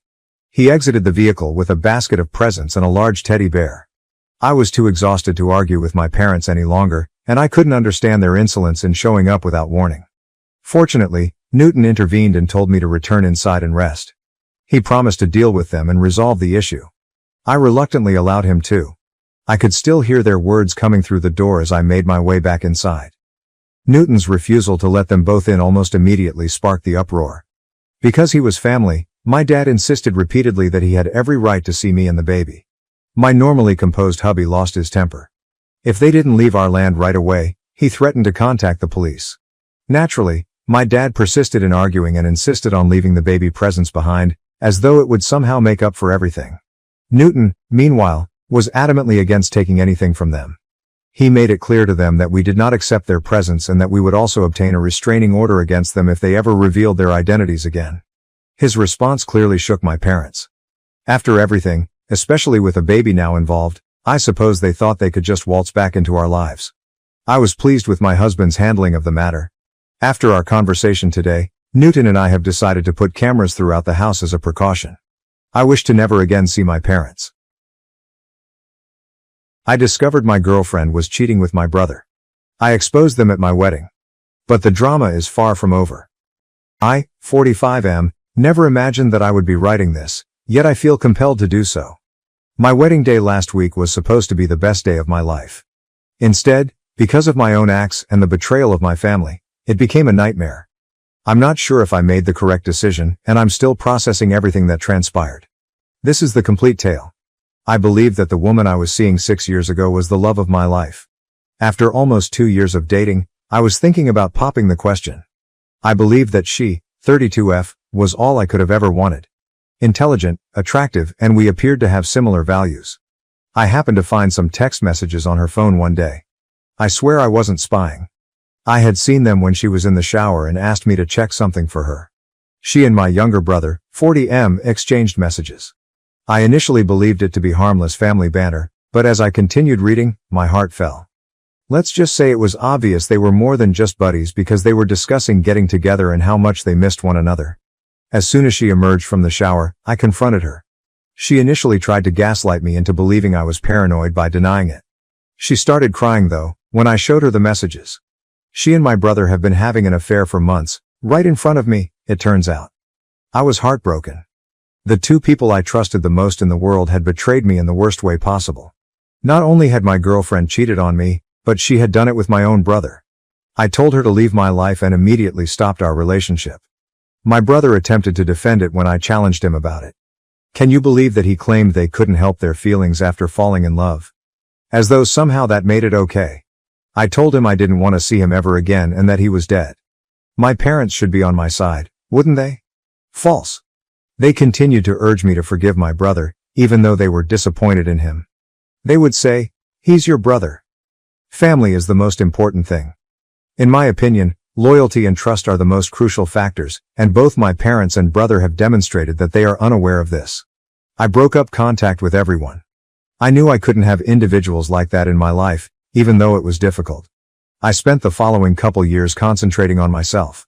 In order to deal with the trust issues this whole mess had caused me, I began therapy, put myself into my work, and gradually began to reconstruct my life. Then I met my now wife, 39F, approximately 2 years ago. She was patient, kind, and compassionate, unlike anyone I had ever encountered. She was aware of my background and my family's problems, but she never pressured me to get back in touch with them. I felt like I could trust someone again with her. The happiest moment of my life was when I proposed to her. I was thrilled to begin this new chapter as we began organizing our wedding. Naturally, neither my brother nor my parents were invited. They were no longer a part of my life, in my opinion. I did, however, inform my parents about the wedding, not because I wanted them to attend, but rather because I knew they would ultimately learn and I didn't want any trouble. I made it apparent that neither my brother nor they were welcomed. Of course, they tried to argue. My father gave me a family lecture and my mother sobbed, but I refused to back down. On the wedding day, everything went according to plan. I felt like I was finally receiving the happy ending I deserved. My wife looked stunning, and our friends were all there to support us. That is, until right before the ceremony started, my best man rushed up to me. "Your parents are here," he stated with a distressed expression. I felt like I had been punched in the stomach when they said, "And they brought your brother and his wife." Dare they? How dare they bring my brother, of all people, and arrive without invitation? I was enraged. They were supposedly unwilling to move, even after I told my best guy to tell them to leave. Barely able to control my rage, I called my father. I spat into the phone. "What the hell do you think you're doing?" He said, "Son, it's your wedding day." As though that clarified everything. "We're your family. We should be here." With a trembling voice I stated, "I made it clear you weren't invited. Especially not him." 6 years have passed, my father countered. "Don't you think it's time to let bygones be bygones? Your brother is sorry for what he did. He's married now. His wife is pregnant. Can't we just be a family again?" What I was hearing was unbelievable. Did they honestly believe that all would be forgiven if they simply showed up?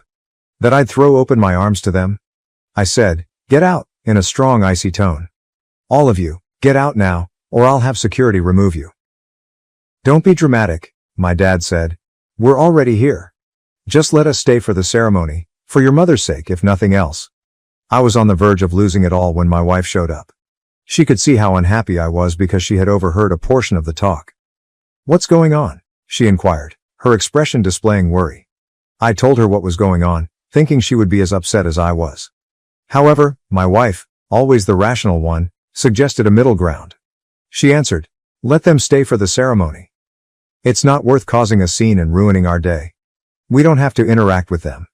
After the ceremony, they can leave." I understood her argument, even though I didn't like it. I did not want a family fight to be the only memory of our wedding. I agreed against my better judgment. The ceremony proceeded according to schedule. I made an effort to concentrate on my wife, our vows, and our professed love for one another. However, I couldn't help but be hyper-aware of my family members seated in the back rows, my father sitting rigidly with a fake smile on his face, my mother wiping her eyes with a handkerchief, my brother appearing uneasy, and his wife clearly pregnant. I noticed my parents approaching us after the ceremony while everyone was chatting and praising us. I stiffened, braced for conflict. However, my best man stopped them before they could get to us and reminded them of the deal, which was that they would go following the ceremony. I observed their silent argument, my father appearing stern and my mother making frantic gestures. At last, my brother and his wife followed them as they turned and departed. With a sigh of relief, I believed that the worst was behind us. The speeches followed though. In his emotional toast, my best man expressed his happiness for us and our friendship. Other friends joined in, offering wishes and amusing anecdotes. I then made the decision to give my own spontaneous speech, driven by a combination of rage, champagne, and a desire for vengeance. I got to my feet and clinked my glass to get attention. With all eyes on me, the room went silent. We hadn't planned for me to give a speech, so I could see my wife giving me a questioning look and probably wondering what I was doing. "To my brother," I murmured, maintaining my composure in spite of the rage that was building within me. There was a whisper in the audience. Those who were aware of my past relationship with my brother appeared perplexed, while those who were not likely found this to be a kind gesture. Adding, "My brother isn't here today. But I'd like to thank him all the same. You see, if it wasn't for him I might never have met my wife." I stopped, sipped my champagne and looked around the room. My brother and dad, who had been about to leave, had halted their journey. Their looks were a mix of fear and optimism as they stared at me. "6 years ago my brother did me a huge favor," I remarked, sarcasm leaking out of my voice. "He showed me exactly the kind of person he is by having an affair with my girlfriend." Deathly silence fell in the room. I couldn't stop, even though I could see the discomfort and shock on people's faces. I was releasing years' worth of repressed hurt and rage. I went on, "That betrayal taught me a lot. It taught me that the people you trust the most can hurt you the deepest. It taught me that family doesn't always mean loyalty or love. And most importantly, it set me on the path that led me to my wife." I noticed the worry in her eyes as I turned to face her. However, I was too far gone to turn back now. I said, "So thank you, brother," as I lifted my glass. "Thank you for showing me what true betrayal looks like. Thank you for teaching me that blood isn't always thicker than water. And thank you for being such a monumental screw-up that it made me work on myself. Made me become a better person, a person worthy of someone as amazing as my wife." After emptying my glass, I placed it firmly on the table. The silence that followed was deafening. I could see my brother's wife staring at him in disgust and shock, my parents looking like they'd been slapped, and my brother, well, he couldn't even look up from the floor. "Oh, and Mom and Dad," I added, "thanks for showing up uninvited and bringing him along. It gave me the perfect opportunity to let everyone know exactly what kind of family I come from." I felt a weight lift as the door closed behind them, but it was quickly replaced by another one as I turned to face the stunned crowd of our wedding guests. My brother's wife practically dragged him out as they left, followed by my parents, my mother crying and my father red-faced with embarrassment or anger, I couldn't tell. The hush was broken by my wife first, who gestured to the waiters and remarked, "I think we could all use another drink." Suddenly, the enchantment was broken. And conversation resumed, though I could hear whispers of my name everywhere in the room. With a look of disappointment and worry on her face, my wife drew me aside and questioned, "Was that really necessary?" I replied, "I'm sorry," as the adrenaline left my body. I couldn't let them get away with showing up like that, Trying to play happy families after everything they've done. Squeezing my hand, she sighed and added, I know what you mean, but this was meant to be our day. About us, our future, not about your past. She was obviously correct. In my rage, I had made our wedding about my family's turmoil rather than our love. I experienced a small remorse, but it was outweighed by the relief of finally getting my point over. I tried to refocus the conversation to more upbeat subjects, but I could tell that my outburst had clouded the event. The remainder of the reception was a bit of a haze, with people approaching me repeatedly, some expressing support and others obviously uncomfortable. I didn't really realize the consequences of what I had done until later that evening, when my wife and I were by ourselves in our hotel room. I sat heavily on the edge of the bed and whispered, I'm so sorry, I ruined our wedding day. You didn't ruin it, my wife remarked quietly as she sat next to me and took my hand in hers. It wasn't perfect, but it was real, and that's what matters. I exclaimed, how did I get so lucky to find you? As I gazed at her, amazed by her forgiveness and understanding. She said, I love you and I'm on your side, always, with a smile that quickly changed to a serious face. But what you did today, it's going to have consequences. Are you ready for that? She said. I gave a hesitant nod. I believe so, I murmured. We'll deal with whatever comes up together, right? She said, always, and leaned in to give me a kiss. I couldn't help but wonder what those repercussions might be as we went to bed that night. I had publicly humiliated my family and exposed our private issues to the world, and while I felt justified because they had invited themselves, I was also concerned about the fallout. How would this impact my wife, who had been nothing but supportive, but I knew this wasn't what she'd agreed to when she decided to marry me. Would my brother's marriage survive this revelation? Would my parents ever talk to me again? I silently promised myself and my wife as I fell asleep that I would confront whatever came next, stop avoiding my history, stop allowing my family's behavior to dictate my life and start thinking about our future, mine and my wife's. I had no idea that the drama would continue for weeks to come, with surprises and confrontations I never expected, but that's a tale for another day. For the time being, I'm left wondering, did I make the right decision? Did I sink to their level or was it okay to publicly shame my family? And most importantly, how do I proceed from here? Thank you for reading this far. I feel like I'm at a crossroads and I'm not sure which path to go, so I would appreciate any thoughts or ideas. First update. Life threw me another curveball a week after the wedding disaster, just when I thought things may settle down. I know this is out of the blue, but I need to talk to you in person, if possible. There are things I need to know, and I think you're the only one who can give me honest answers, said my brother's wife, 35F, in a trembling voice when she called me yesterday. Incredulous, I frantically tried to think of what she may want to discuss, and then it dawned on me, the wedding, my speech, and the disclosure of my brother's affair.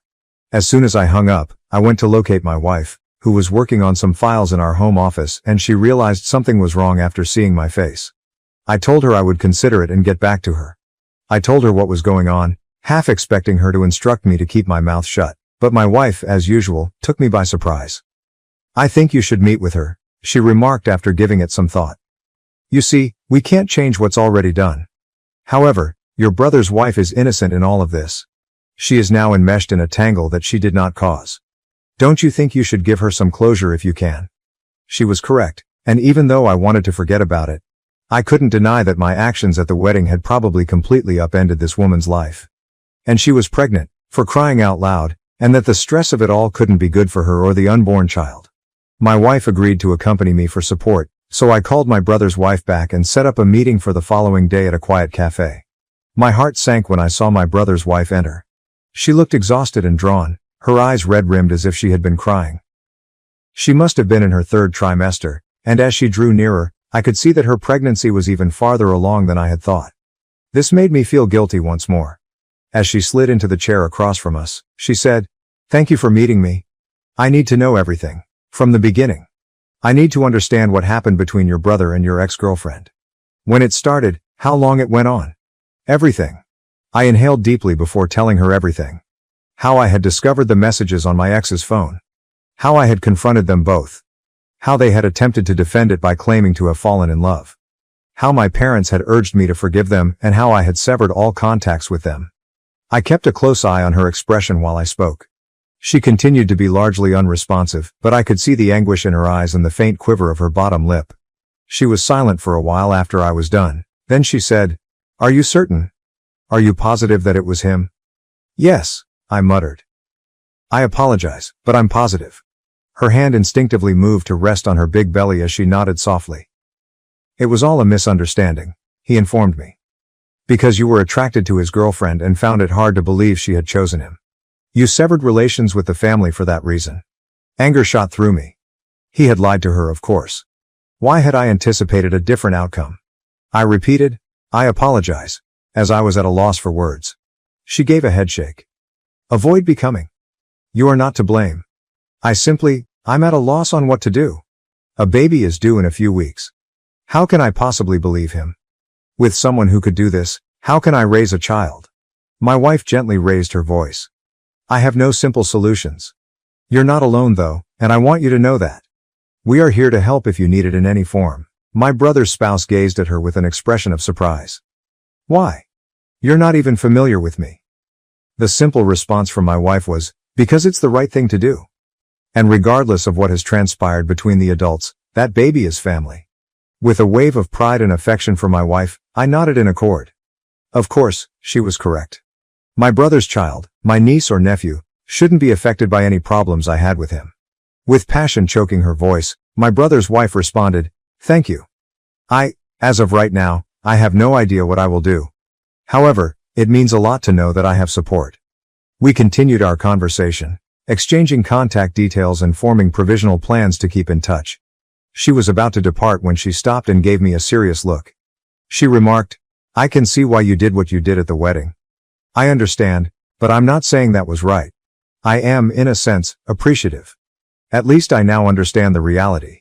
We were both deep in thought on the way home. My wife finally raised her voice. Are you all right? She inquired. I let out a sigh. I'm not sure. I feel bad for hurting her. However, I'm also relieved that the truth has come to light. Is that really so bad of me? My spouse gave a headshake. It's a human. The entire scenario is complex and disorganized. There are no unambiguous right or wrong responses. Of course, she was correct. However, I couldn't get rid of the impression that this was only the beginning. The truth was now known to my brother's wife. But how would she use that knowledge? Would she go up to my brother? Drop him? What about the infant? I became aware that what I had done at the wedding had started a series of uncontrollable occurrences. My brother's wife and their unborn child were the first innocent people caught in the crossfire, and that was all I could do at this point. I looked to my wife as we walked into our house. I said, I appreciate you being here and helping me through this whole thing. She gave me a gentle kiss while grinning. Never, she answered. Remember that we are a team. I nodded, appreciating her steadfast assistance. At least I knew I wouldn't have to face it alone, no matter what happened next. But I couldn't stop thinking as I lay in bed that night, unable to fall asleep. What would happen tomorrow, and how many more lives would be impacted by the truth I had let loose? Second update. Since my last report 2 weeks ago, a lot has happened in the scenario. Even though I'm still processing everything, I feel obligated to tell you what has transpired. As I previously stated, my brother's wife contacted me in an attempt to get the truth about the events that transpired between my brother and my ex-girlfriend 6 years prior. I told her everything when we first met. To put it mildly, the talk was challenging. She contacted me again a week later, her voice emotional and tremulous. She said, "Can we get together again? I don't know who else to turn to, and I need to talk to someone." The following day, my wife and I met her at the same cafe. I was astonished by her appearance. I was concerned because she appeared even more worn out than previously, with pale skin and black circles under her eyes, especially considering how far along she was in her pregnancy. She began speaking as soon as she took a seat. With trembling hands she added, "I confronted him. I asked him to be honest with me, and I told him what you told me." In the hopes that my brother had finally made up his mind, I held my breath. Naturally, though, that was too much to ask for. She went on, her voice hardly audible above a whisper. "He denied everything. He accused you of lying, claiming that you've always envied him, and attempting to destroy his life. He even implied that you might be the one who had the affair and that you're blaming him for it." I was furious, but my wife quietly pleaded with me to let my brother's wife finish. With tears in her eyes, she looked up at me and whispered, "I didn't believe him. I wanted to, but he seemed to be reading from a script based on his reaction. And he became irate when I asked him for specifics. He has never before become upset with me. I realized then that you were being honest." Although I was glad that she trusted me, I was sad for her and her unborn kid. What will you do? My wife inquired softly. I had seen that my brother's wife frequently made this action when she was under stress. Her hand moved to her belly. I'm not sure, she said. I just don't see how I can stay with him, and I've been thinking about it constantly. I tried to sound objective as I inquired, are you thinking about getting a divorce? Slowly, she nodded. I believe I must. Someone who can easily lie to me and to everyone else around him is not someone I can trust, and I cannot raise a child with them. How would that set an example for our child? I was unable to refute her reasoning. I was impressed by her strength, if nothing else. My wife asked if you had spoken to a lawyer. The wife of my brother shook her head. Not just yet. Before I did that, I wanted to make sure. To be sure I wasn't overreacting, I suppose I wanted to speak with you first. I told her, you're not overreacting. My brother's actions constitute a grave betrayal of trust. Furthermore, it speaks something about his character that he is still lying about it today. She wiped away a tear and nodded. I understand. I simply never imagined that I would find myself in this situation, considering divorce while pregnant. It has the plot of a lousy movie. Squeezing her hand, my wife extended her arm. She said, you're not alone in this. We are here to support you in whatever you choose to do. I gave a nod of assent. Yes, without a doubt. And not only for you, but also for the unborn child. Regardless of what transpires between you and my brother, that child is part of our family. We spoke about her alternatives for the next hour. In order to understand her rights, particularly with regard to custody of the child, my wife advised that she speak with an attorney. I offered to assist her in locating a qualified therapist, who could assist her in processing her feelings and making rational decisions. My brother's wife appeared calmer and more focused as our meeting came to a conclusion. She remarked, I believe I know what I need to do. I need to do what's best for me and my baby, even though it won't be easy. We bid her farewell with hugs and vowed to keep in touch. I experienced a range of feelings as we watched her leave, including relief that the truth was known, pity for her suffering, and rage at my brother. My wife broke the stillness on the way home. Are you aware that this isn't finished? When your parents and brother learn that she is thinking about getting a divorce, they will respond. I let out a sigh. I understand. To be honest, I'm trying not to think about it. We have to be ready, she added. They may attempt to hold you accountable for this. Are you prepared for that? I considered it for a while. I reached out to hold my wife's hand and said, we'll face whatever comes up together, right? She gave my hand a squeeze. Never, she answered. I couldn't get rid of the sensation that we were about to experience something significant as soon as we drew into our driveway. My parents would surely have something to say regarding my brother's wife's divorce proceedings. The wife of my brother was contemplating a divorce. Without a doubt, my parents would become involved. And me, I was at the center of everything. But I felt like I was on the right side of things for the first time in years. With my wife by my side and the assurance that we were doing morally, I was prepared to confront the truth, no matter what came next. For the first time in a long time, I felt strong. Nevertheless, I couldn't help but ponder what the consequences might be as I laid in bed that night. What would my brother think if he found out that his wife was actually thinking about leaving him? Whose side would my parents choose this time? Time will tell, I suppose. However, I am certain of one thing. I will not allow the truth to be suppressed once more. Not now. Third update. Since my last update, which was a month ago, things have drastically changed. The decision to file for divorce has been made by my brother's wife. Last week, she informed me over the phone in a steady, resolute voice. She remarked, I've given it a lot of thought. I've spoken with a therapist and a lawyer. After everything that has transpired, I am unable to remain in this marriage. I was concerned about her future, but I was also happy that she was advocating for herself. She interrupted me when I voiced my worries about her raising the child by herself.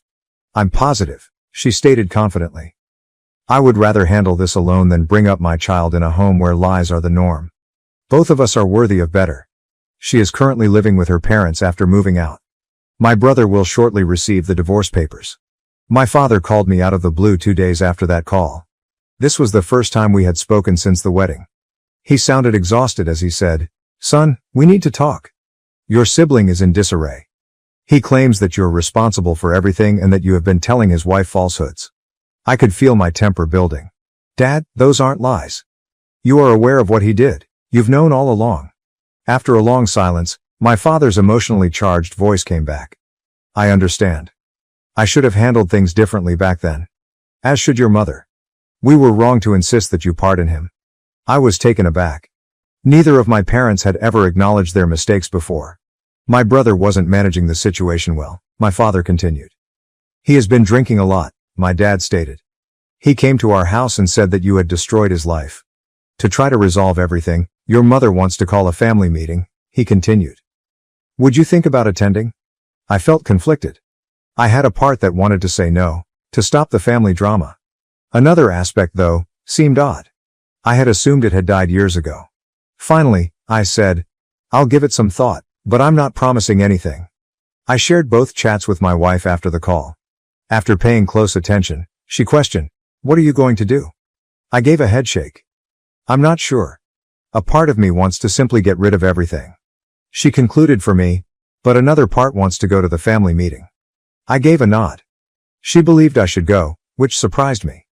She remarked, this has been looming over your head for 6 years. Perhaps this is your opportunity to finally face it directly and put it to rest. What if it simply exacerbates the situation? I inquired. She answered, then at least you'll know you tried. And I'll be right there with you no matter what. That's the current situation. The wife of my brother is submitting a divorce petition. My sibling is going downhill. Additionally, I'm thinking of attending a family gathering that might either mend or reopen old scars. I have no idea what will occur. A part of me is afraid to face my family and all the hurt and rage that have been brewing for years. However, I also have a hopeful side.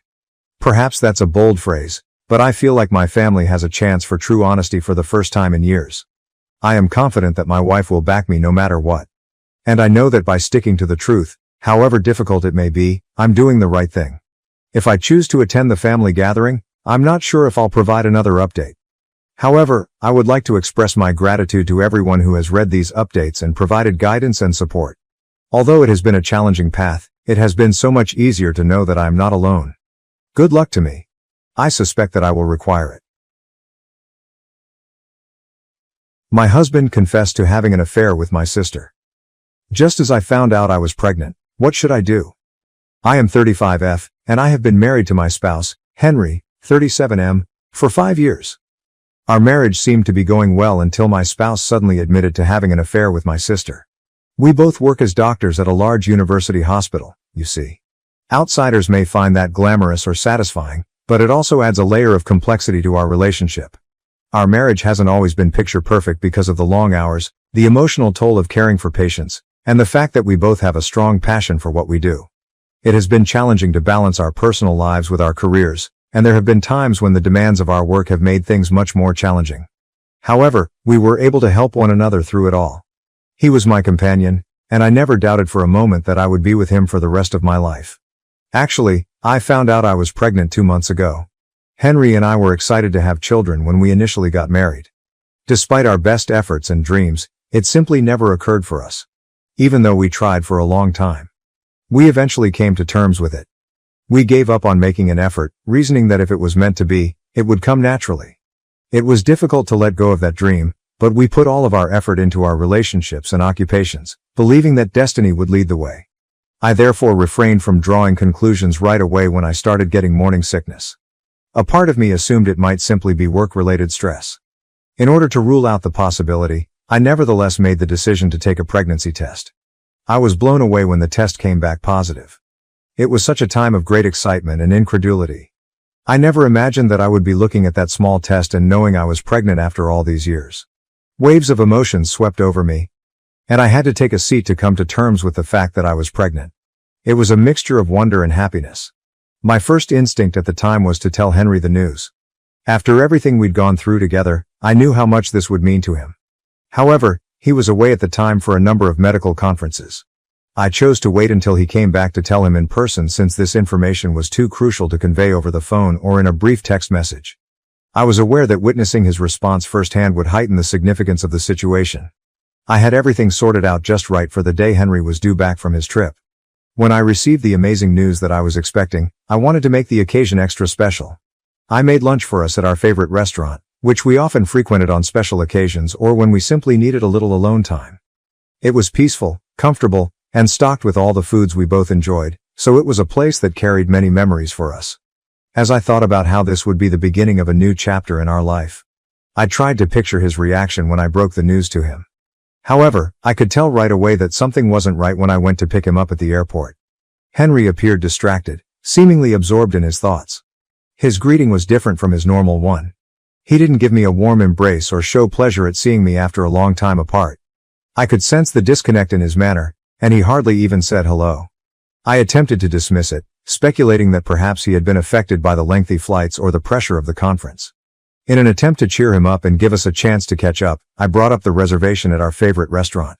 To my astonishment, however, he sighed, clearly annoyed, and suggested that we probably just go home and cancel. He sounded abrasive, as though the thought irritated him. I was surprised by his response. Since we didn't have any other important arrangements for the day, I figured that a lovely lunch would be the perfect way to help him relax. I told him that it would be better to have a brief lunch out and then go home because we would most likely wind up ordering takeout anyhow. He nodded curtly and let out an angry groan. Then, as though I hadn't been there, he resumed staring at his phone and distractedly scrolling while I took us to the restaurant. The tension between us was heavy by the time we arrived at the restaurant. Henry didn't say much as we sat down at the table. I questioned him about the conference in an attempt to start a conversation and diffuse the tension. His answers were one-word answers that didn't lead anywhere. They were brief, aloof and chilly. He was very different from that. Usually, following these excursions, he would tell tales of the individuals he encountered, the thought-provoking discussions he attended, or the novel concepts he discovered. However, he seemed to be keeping something back this time, and I couldn't help but wonder what was actually happening. To be fair, I had observed a minor change in Henry's conduct over the previous few weeks. He had begun to seem aloof before our lunch that day. Although I was a little worried, I dismissed it as the typical stress that comes with being a doctor. At first I didn't give it much thought because our professions are hard and frequently leave us exhausted both physically and psychologically. Because of the demands of our jobs, we had both experienced difficult periods in the past, so I figured this was simply another one. I kept telling myself that after his conference, he would feel better and we would return to our regular routine, and that he would finally open up after things had calmed down. However, I started to feel increasingly nervous as I sat across from him at lunch that day. Seeing him not recognize me and hardly speak. I made an effort to ignore my nervousness though. Even though we were at odds, I was anxious to inform him about the baby since I had waited long enough to do so. I hoped that by telling him about the pregnancy, he would suddenly stop worrying about whatever was hurting him and we could both enjoy this moment that would change our lives. Henry looked up from his plate just as I was getting up the nerve to tell him, just as I was ready to break the best news of our lives. He spoke in a calm, low voice, saying what I never thought I would hear. I have been unfaithful to you. I didn't really pay attention to what he said at first. For a moment I believed I had misheard the clatter of talking and clinking dishes that filled the restaurant. I laughed nervously and said, "To what?" as though he had said something incorrectly.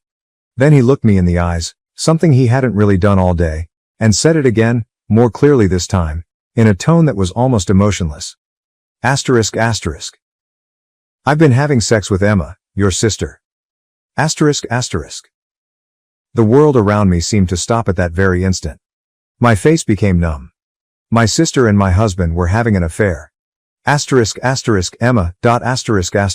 My sister, of all people. I gazed at him, trying to make sense of what he had said. What do you mean? I questioned him again, even though I knew in my heart. Even though I didn't want to believe it, his expression made it obvious. He simply sat there and looked directly at me with such a detached and dispassionate air, as if this were just another truth he was stating, something trivial and unimportant. The man I believed I knew, the man I had loved and trusted for so many years, was nowhere to be seen, and there was no regret. Everything I had known, including our marriage, our relationship and even my own sister, seemed to be disintegrating before my very eyes, and I had no control over it. I could feel the sting of betrayal in the pit of my breast, and tears started to fill up in my eyes. When did it start? I questioned him in a shaky voice. I had to know. Some part of me hoped that perhaps this was all an error or misunderstanding, but I wasn't sure why. Almost casually, he started telling me about his and Emma's several months of sleeping together. With every syllable, my heart fell deeper. He clarified that it all began when Emma ended her relationship with her previous boyfriend. After the separation, she was inconsolable and had begun visiting our home regularly to get assistance. I can still clearly recall those times. In an effort to support her during such a trying time, I had invited her into our house. I believed we were aiding in her recovery since she was my sister. I had no idea, though, that Henry and Emma were growing closer behind my back in ways I could never have predicted. Yes, they had been friendly from the beginning. At the time, I really recall thinking it was wonderful that my sister and my husband got along so well. Knowing how close our family was to one another comforted me. However, I never imagined they were close, that they were sharing a bed, not even in my worst dreams. The enormity of the betrayal from both of them was too much for me to comprehend.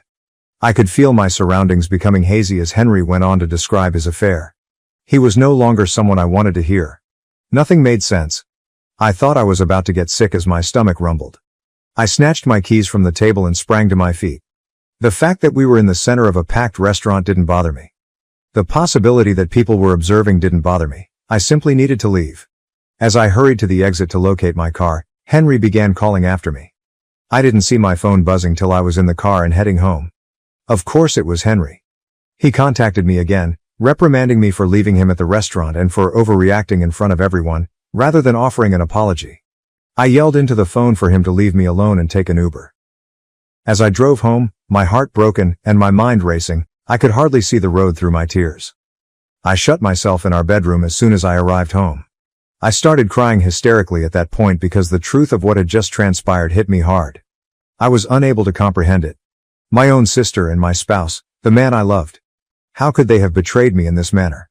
I sobbed till my body was totally worn out and I had no more tears to shed.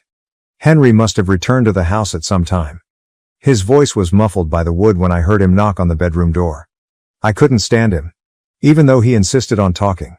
I was no longer able to listen to him.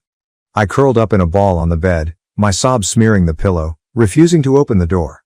I must have slept off at some point, but I'm not sure how long I remained that way. It was already midnight when I awoke. Henry had ceased hammering, and the house was oddly quiet. I was so hungry that I made the decision to go downstairs and buy some food. Henry was dozing off on the couch when I arrived in the living room, and his phone was on the table beside him. My blood boiled when I saw him sleeping there, appearing so content. After what he had just told me, how could he sleep so soundly? After standing there for a while, fuming with rage and shock, I turned to look at his phone. This was something I had never done in our whole marriage. However, I unlocked Henry's phone for the first time that evening. He was so certain that I wouldn't ever suspect him that he hadn't even bothered to change his passcode, which he had always used. He was so confident that I would always trust him. How foolish I had been. How could I have failed to notice what was going on right in front of me? My heart pounded as my sister and I went through his messages, dreading what we may discover but still having to know the whole truth. And there it was. They had exchanged several offensive pictures, each more agonizing to view than the one before. Pictures of my own sister and my husband smiling, making jokes, and organizing their covert meetings. They had even made plans to meet at different hotels while I was totally unaware of it. What broke me the most were Emma's texts. She had written in one of them about how thrilling it was to have sex with him behind my back and how the excitement of lying enhanced their relationship. She even went so far as to claim that it improved the quality of the intercourse. It was unbelievable to me that this was genuine. I had grown up with and trusted my own sister, and she had deceived me in the worst way. And our marriage was so easily ruined by Henry, the man I had promised to be with for the rest of my life. I had to have proof of what I had witnessed, so I snapped pictures of their messages on my own phone while my hands were shaking. I went back upstairs in silence after getting what I needed. I started packing. I was aware that I couldn't live in the same house as Henry. I couldn't bring up this child with a husband who had betrayed me and so severely damaged my trust. In an attempt to keep myself together, I packed a few necessities in a bag, but my hands trembled with each thing I put in and my heart was racing. After finishing, I drove directly to my parents' home, which was located in a different town. My parents were shocked to see me when I got to their house, but I couldn't tell them anything straight away. Fortunately, they didn't ask many questions that evening. I simply told them that I needed to remain with them for a bit. I've been residing with my parents ever since that evening. Yes, I am in the process of ending my relationship with Henry. After all of this, I haven't spent any time in getting a divorce. After being betrayed, there is no turning back. After learning of everything, my parents are also incensed and have cut Emma off entirely. She is no longer welcome in our family, and they are ashamed of what she did. Emma has repeatedly called me to express her regret, saying that it was all a big mistake. However, I'm not sure if I'll ever be able to forgive her. Ironically, Henry's family has been incredibly supportive, especially given that their own kid is to blame for this problem. They made it apparent that they were extremely disappointed in him as soon as they learned of his adultery. They have made a strong stand and disapprove of what he has done. He has been informed that they will not allow my sister into their family. They haven't tried to hide their distaste. It's as if they now recognize Henry for who he really is. Update.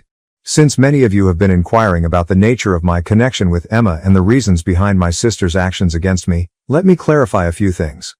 What can I say? Throughout our childhood, we had what I believe to be a typical sibling connection. Our parents loved us both equally, and none of us was the golden child of the family. There were never any serious arguments or jealousies between us. This stings even more because I have always loved my sister no matter what. I honestly worried about her when she went through her breakup 6 months ago. I am not blind to the irony that Emma's ex was discovered cheating on her with a coworker. I wanted to be there for her as her big sister because she was in complete despair. To help her recover and get back on her feet, I proposed that she remain with us for a bit. Remembering how she would confide in me about her trust concerns following her breakup is what's really getting to me right now. While she was sleeping with my husband, she would sob on my shoulder and tell me that she could never contemplate doing to someone what her ex had done to her. There are simply no adequate words to describe the degree of manipulation. Emotionally, the pregnancy has been challenging. I am reminded to share these events with my husband whenever I have a doctor's appointment or develop a new ailment. I'm dealing with this alone instead. Well, not totally alone. My parents have been amazing, and a few of my hospital co-workers have really come through for me. The impact this has had on our work lives is unexpected. Fortunately, Henry and I work in different departments at the same hospital.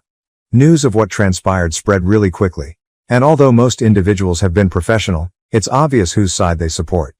Emma's response to everything has been especially startling. She appears to be very shocked that our parents have interrupted her. She continues to send them lengthy emails in which she emphasizes the importance of family unity and how she is still their daughter.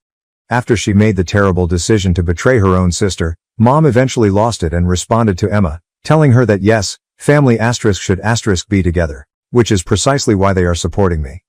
I appreciate how supportive Henry's family has been.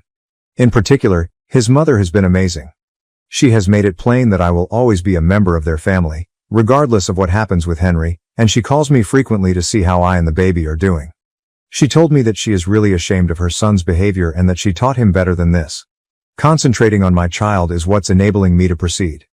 Every time I see them on an ultrasound or feel them move, it serves as a reminder that even the most dire circumstances can yield something lovely. Even though I'm still afraid of becoming a single mother, I know it's preferable to remaining in a marriage with someone who could completely deceive me.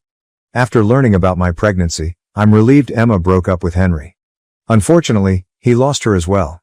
The man had the gall to end our marriage in the hopes of getting away with a younger me. Naturally, this does not imply that I will ever forgive Emma, but I am relieved that Henry is now alone. I'm taking each day as it comes for the time being. Despite all the stress, I'm attempting to concentrate on keeping my pregnancy healthy while the divorce proceedings proceed. I'm thankful to everyone who has helped me along the way, and I'm gradually realizing that sometimes the family you select is more resilient than the one you were born into. I have no idea what the future may bring, but I do know that my child and I both deserve better than what Henry and Emma did to us. Update 2. Henry made the decision to visit my parents' house once more in an attempt to make things better, but this time the situation worsened. He began by attempting to persuade me to reconcile. He explained to me that parents must occasionally give up something for their kids. He continued by saying that our child deserved to have 2 parents rather than just one. However, I had had enough of this story. I told him straight out that he didn't even *1* this baby until recently. For heaven's sake, he had wished for me to miscarry. And all of a sudden, he's talking about the value of sacrifice and family. He attempted to change his mind when I threw that in his face, claiming that perhaps he would change his mind after holding the kid. Like all his previous promises, his words were empty. I confronted him directly. He had an affair with my sister. We had almost little possibility of ever reconciling. However, Henry chose to turn the tables on me rather than take accountability. He began to blame me for his affair, claiming that I was constantly preoccupied with work and that I had not shown him affection for months. This was typical Henry, always attempting to place the blame elsewhere and make me feel responsible for his treachery. Before we were married, he was well aware of who I was. Before we met, we had worked together for years, so why was he acting so startled now? He began complaining about Emma at that point. He accused me of failing to recognize that he had been unfaithful to me for months and said that she had failed to support him when he was feeling weak. He seemed to be apologizing to me for not spotting him in the act sooner. By this time, I was furious. I bluntly informed him that he should quit blaming me for his adultery. His own parents, who had sided with me for a reason, were aware that what he had done was unacceptable. Henry sneered, his haughtiness returning, and declared that his parents loved him and would always forgive him. I was unable to contain myself at that point. I was honest with him, telling him that his parents had already chosen to deny him his inheritance and were done with him. Furthermore, our infant was receiving all of that money rather than him. When he realized, I saw his face fall apart. He was speechless for the first time since it all started. In a moment, his typical self-assurance and smugness disappeared. To be honest, I did get a sense of fulfillment from seeing him consider the repercussions of his behavior. He began screaming at me, calling me nasty and vile for ruining his life and expressing his regret that he had cheated on me earlier. Since this whole argument was becoming meaningless, I simply shook my head and requested him to go. Henry then became quite near to me and began yelling, which really unnerved me. At this time my parents, who had attempted to keep me in the other room, heard Henry's loud statements and came out to see how I was doing. My dad quickly came over and yanked Henry away when he realized that he was only inches from my face and that I was flinching. I saw my father strike Henry across the face. At first, Henry was confused and unable to comprehend what had just transpired. Then my dad, who was much taller than him, took hold of his collar, pulled him out, and pushed him out the door. I heard my father threatening him aloud that it would be his last day on earth if he ever revealed his face to us again. Henry has been completely silent for days after that. I suppose everything has really shook him up. Now that he hasn't texted or called, I can finally relax. I'm so appreciative that my father defended me, and I'm eager to get a divorce from this awful man and permanently end this phase of my life. Update 3. My previous update was 8 months ago. For those who have been following my journey, I just wanted to let you know how things are doing. Regarding my pregnancy, my daughter is doing well after I gave birth. In addition to continuing to see me, Henry's parents have established a trust fund for her. They have cut Henry off from the family and don't want anything to do with him.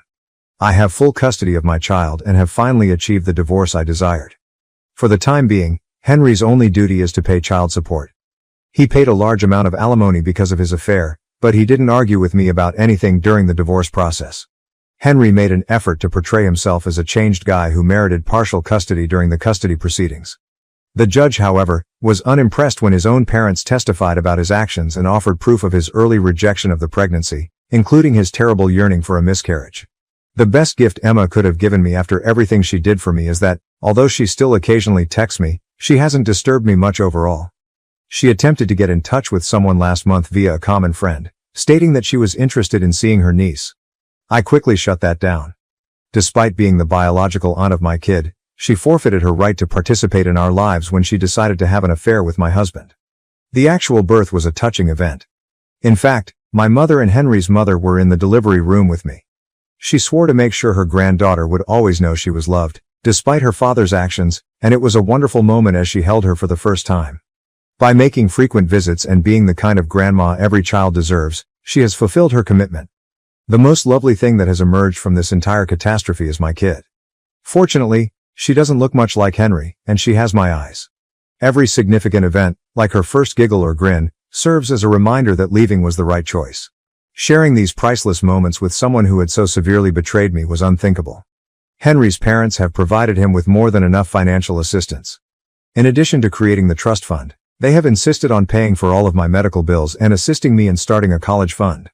Their grandchild should never have to rely on Henry for anything, they stated. Regarding Henry, he hasn't been around much, which is just how I want it. Beyond that, he hasn't shown much desire in being a father.